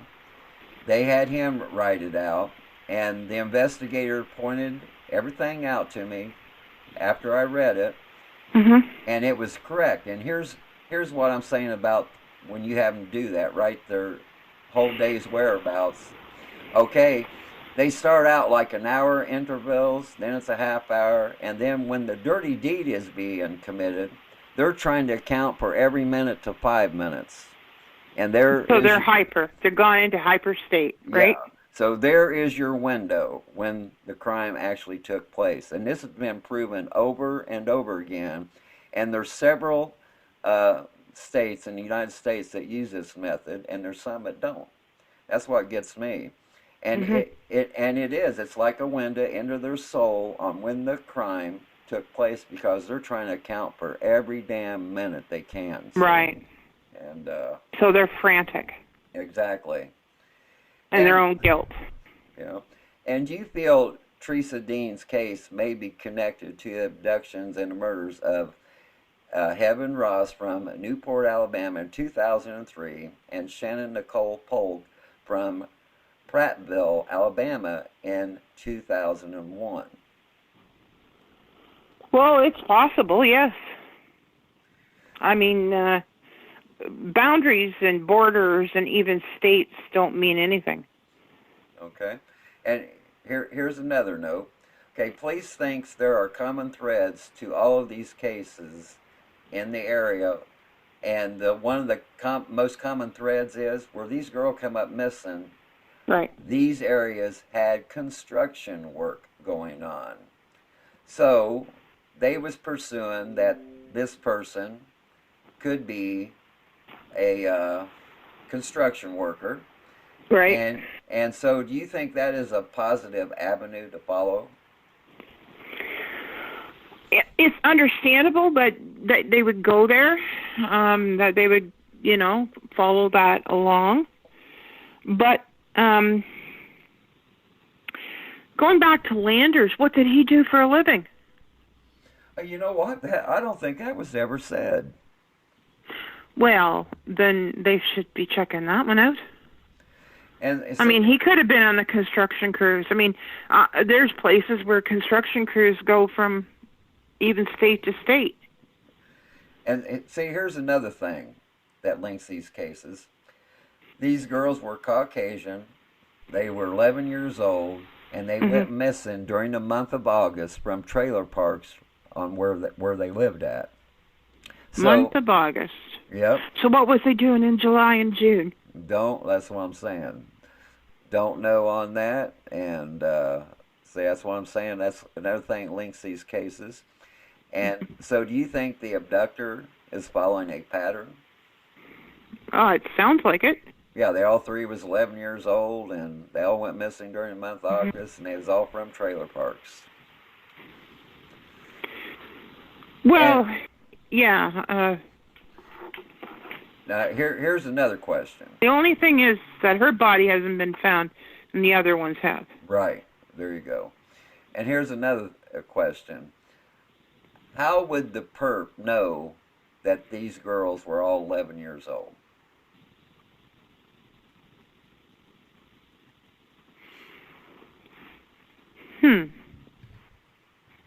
That is interesting. That's a very interesting question.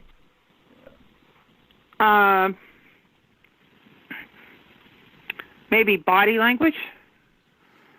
I don't know. 11-year-old girls are generally going through puberty.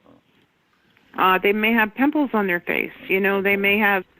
I'm just trying to do a profile here on an 11-year-old. Yeah. They may be just starting into a rebellion stage. Who knows? Like everybody's different, but I mean that is. Well, I just the found groundwork for that. I just found that kind of odd that all three of them, 11 years old, month-off as trailer parks. It just seems like to me we're dealing with one person.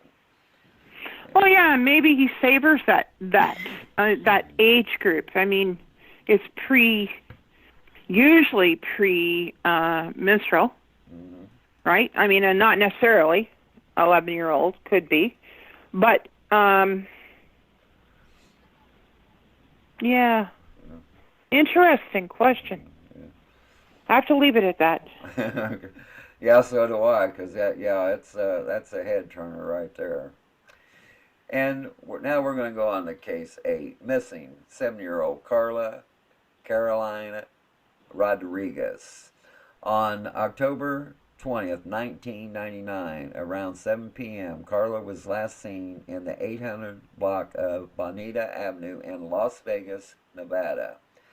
How many times have you read of a child who went missing because their parents thought she was spending the night somewhere else? That really struck me. I mean, without even just an assumption. I mean, my 7-year-old kid didn't come home. Yeah. Oh, she must have gone somewhere to spend the night. Yeah. Like, what? And how dysfunctional would you say this family is when they thought a relative abducted the girl because they owed him money? Well, yeah, pretty erratic. I mean, even if the threat was made, was there a threat made? Oh yeah, there No. was a threat, there was an assault, and But they didn't threaten to take the child. no, but No, just wanted the money. That's one. But for them to think that this relative would take their child, Yeah. is this an ethnic thing? Well, see, that's what I'm saying. They said they ended up paying $1,000, but the relative said no, there was interest to be paid, and that's when the argument started and all that, and it just. Well, money's one thing, but ethnics is a different issue. Yeah. Like, okay, if you're in New York, you're going to get your knees broke if you owe money like that. Or you're going to get your hand broke, or something's going to happen to you. They're not going to take your child. Do you know where I'm going with that? Pardon? It's not. Do you know where I'm going with that? Like, it's not common for your average criminal element or even family dispute to even think that someone would take your child to get even with you. Exactly. For money. Exactly. Unless it's something ethnic, whereby that I'll take your eldest child. Your eldest child would be held up for payment. Yeah. Yeah. I mean, that's not uncommon in some other social circles, like countries. Yeah. But. And police believe this was a stranger abduction. And with that being said, what are the odds that this child is still alive? A stranger abduction. Yeah, that's what the police are labeling it as.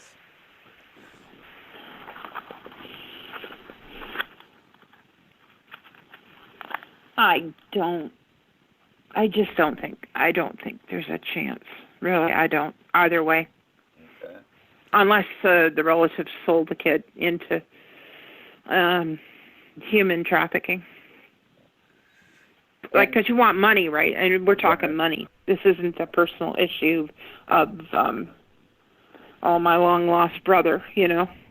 or my long-lost niece. It's not about that. It's about money. Right. And, really, really not functioning as a family. Yeah. And is there anything else you would like to add to any of these cases? It's a crying shame. This is 2020. And we're here with this.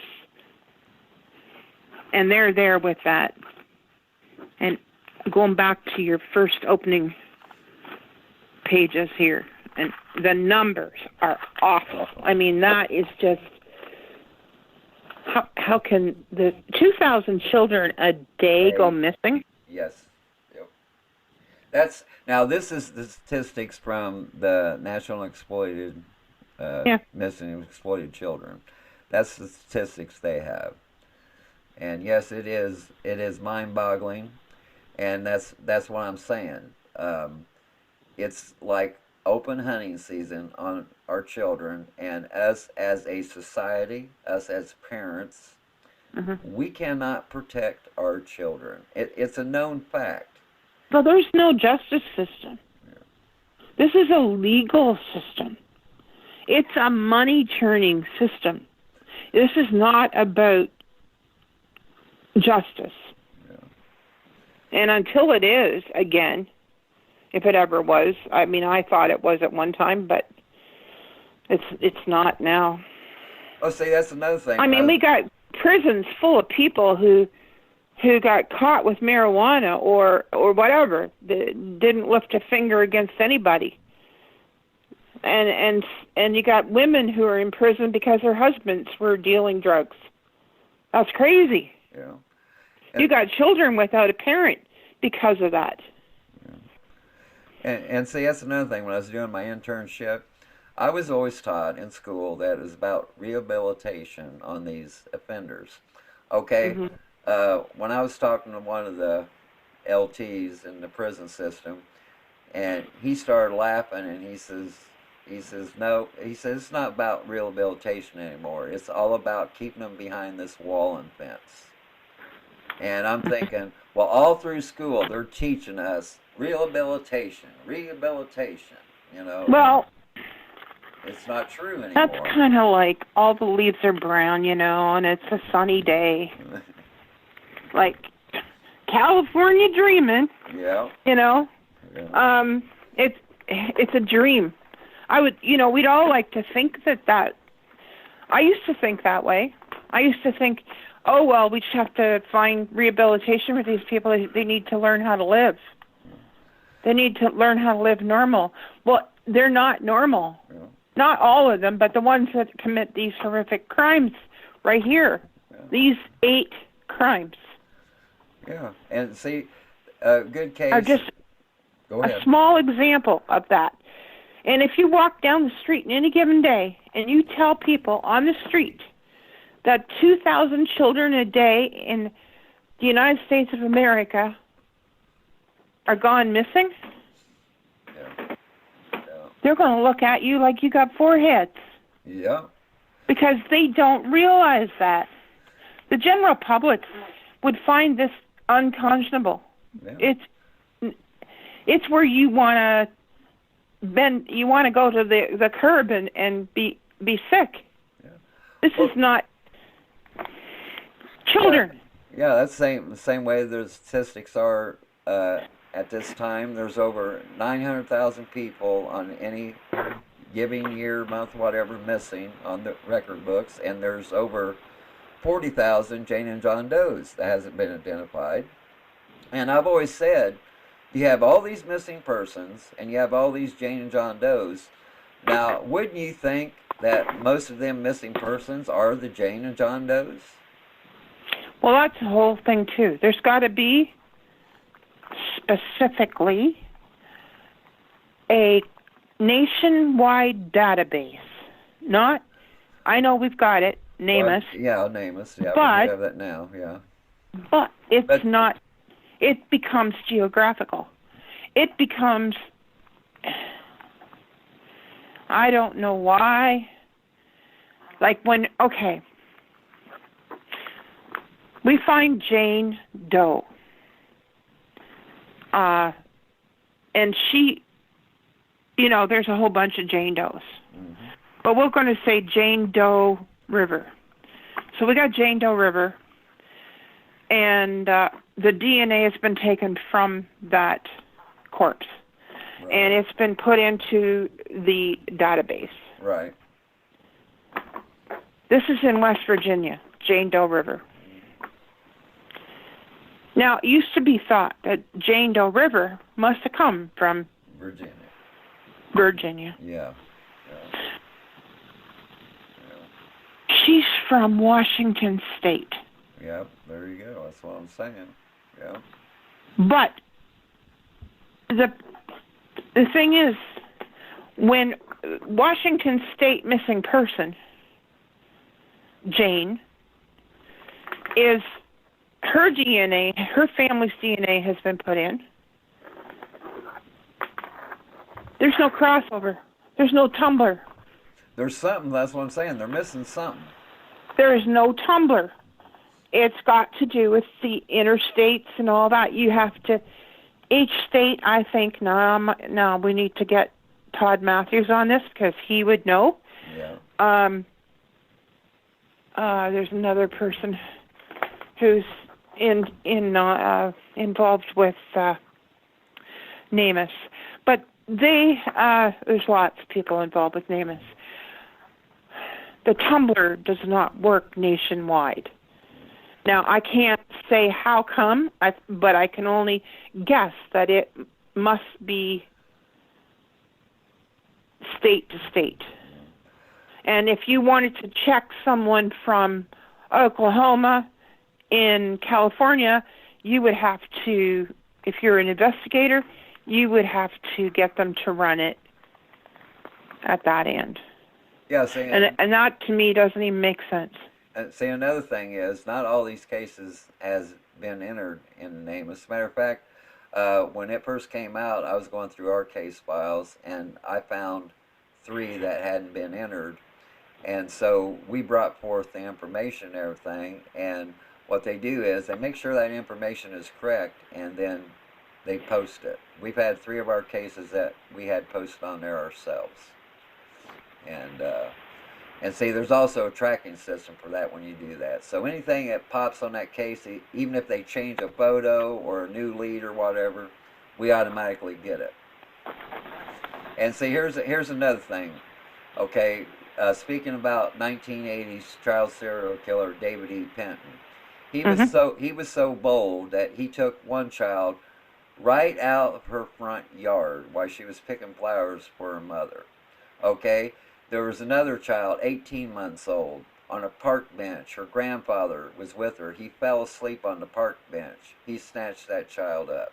This is how bold this man was, because he was on the run from an appeal bond. So he didn't care if he got caught or not, because he was on the run anyway. See? So, Okay. And so that's what I'm saying. It's just... And see, just like that judge that gave him an appeal bond, the appeal bond was from, he got convicted of shaking his 2.5-month-old son to death. The lawyer knew he was going to be convicted, so he automatically had an appeal written out. The judge granted an appeal bond. Well, Penton took off from that appeal bond and went cross-country from Texas, Ohio, 4 trips, taking a different route each trip, and involving 17 states. And because of the Shannon and Cheryl case, we're on the ground floor of trying to find all the victims that this monster had any contact with. And I'm very proud of the work we've done on that case, and it's still ongoing. And, pardon? Have you been able to use cadaver dogs in that case? There's been some instances, yes. Matter of fact, Next search for Shannon Cheryl, we started out with a 30-mile radius. We got to cut down to 6.5 miles, and we will be using cadaver dogs, and we hope to get that done by the end of the summer. Wonderful. And so, like I said, these people has to realize, law enforcement has to realize that these predators, when it comes to children, it's like they show no fear. They see the child, they decide they have to have that child, and they don't care how they do it. And they don't care if people see them. It's the hunger and the need is so great that it's just unreal. It's just unreal. They're fearless. Yeah. And people who are fearless can get away with almost anything. Yeah. I mean, they don't have fear. In the absence of fear, there's no pausing. Yeah. So no pausing means it's just going to happen, and not fast, so that it's like blinking your eye. Yeah. I think we need to call upon the United States of America as a whole to really get a grip on this. Yeah, they need and to change the law countrywide for these child predators, these child murderers. They need to be executed. There's no way around it. You know, I don't know where these people come from who say that capital punishment is not a deterrent. What friggin' planet are they from? Well, like, I know that they're sick. These people, and not kind of sick that needs to be locked up in a mental institution. They need to be executed. Yeah. There's no ifs, ands, and buts about it. If it's any kind of deterrent at all, like, do you suppose that law officer would have been quite so bold if he thought he was going to be executed for what he did? Exactly. Like, it's not about a conscience, but it's about, it's about bringing it to the forefront. I mean, this is the consequences. We bring children up in this world. Yeah. And there's consequences for every action. And I remember as a child, like, if I did this, I knew that this, I was going to be in this kind of trouble. Right. If I did that. If I decided not to do my homework, the consequences, I knew what they would be. Exactly. Yeah. But if there's no clear-cut consequences to these criminal elements, then it's a free-for-all. Yeah. And see, anyway, here's another thing I learned about prison justice. In Kokomo, Indiana, years ago, a mother and her 5-year-old son was abducted, and they were rich, and there was 2 guys involved and a female involved. Okay, they all got caught. The ringleader, he got life without parole. He ended up dying of cancer in prison. And then the other guy, he done 20 years, and then the girl done 10 years. Okay, the guy that got done the 20 years, he was released. Okay, the day before the female was supposed to be released, they found her dead, and the cause of death was a brain hematoma, blunt force trauma. So the females in that prison decided, well, this girl ain't leaving because they killed a 5-year-old boy. And see, here's another thing. I knew the investigators involved in this case, and they had the mother and the son was separated and put into 2 different closets, but they was allowed to write each other. This 5-year-old boy knew he was going to die. If you read the letters, 5 years old, he knew he was going to die. Yeah, there's the gravity of that. And another case of prison justice, a child predator took a 3-year-old cut her from belly button to vagina. Okay, she survived, and he only got 45 years. Well, he was only into like 2 to 3 years of his sentence, and he was killed in prison. And Well, there is prison justice. and what was wild about that, he was cut from belly button to his pelvic bone. Yeah. And so that's good old prison justice for you. There's prisoners that, when it comes to children, even though they might be a convicted murderer or whatever, but they have their own limits. Even. So, yeah, I've been given to understand too. If you are put in prison for arson, that's a red flag to the inmates. They believe if you're put in prison for arson, that means you're convicted of arson when someone was in the building sleeping. It's an unwritten code. Yeah. And otherwise, the judge would find a different way to incarcerate you. Public mischief, like, I don't know, it would be worse than that, but I don't know what the sentence would be, but it wouldn't be for arson. Well, if you burned the house down and you went away from home and you come back and the house is burned. Meanwhile, you left candles burning besides kerosene. Yeah. Or whatever. Yeah. I don't know. Or gasoline. That's what I'm saying. In the state of Indiana, arson is, without injury, is 6 to 20 years. Mm. Well, I've been told that that's when they put you away because the inmates realize that you could do the same thing to them. Oh, yeah. And that'll be the same code for these child murderers and molesters, is that you could be doing that to their child. Oh, yeah, I know of a predator in the prison system that they tried everything. The dorm he was in, they threw his property out in the hall. They done this, done that. And one night, during sleeping hours, somebody took a roll of toilet paper, and while he was sleeping, rolled it all around his body. And they used a little wick with the toilet paper and set it on fire, and they was in bed by the time he caught on fire. And so yeah, they ended up and once again they didn't want to move him out then. Well, there's such thing what they call as a dorm rep. The dorm rep went out to the sergeant's desk and said, "Look, if you don't get this predator out here, the next time it'll be a blanket party and he'll be dead." And so they moved him out. So I want to give a special thanks to Miss Cali for being on the show, and we have more episodes to follow, including Dan will be back on the air soon. I want to thank our viewers for tuning in, for you have all been so kind.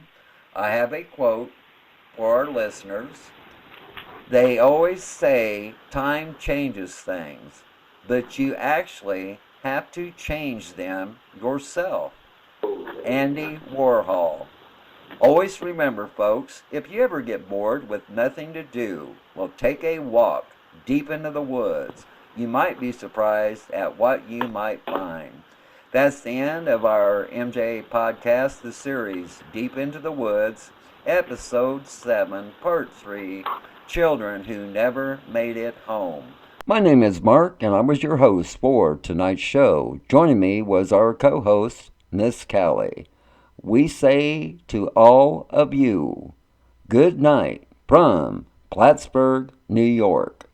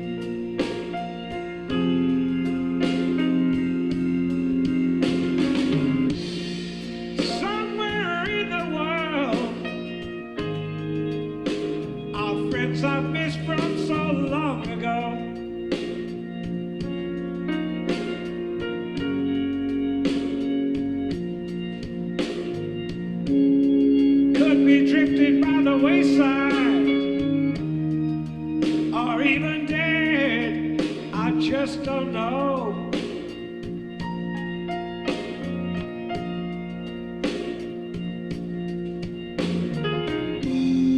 And now my memories are fading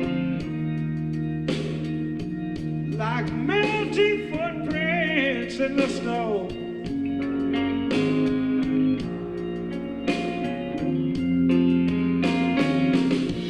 Sometimes a dream will haunt me, and I see a young girl's face.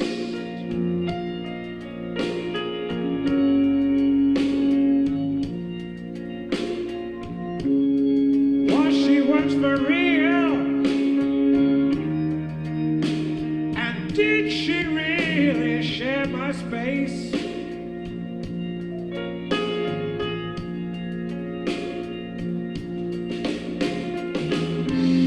Within the swirling mist of time, it's hard to keep track of year and place.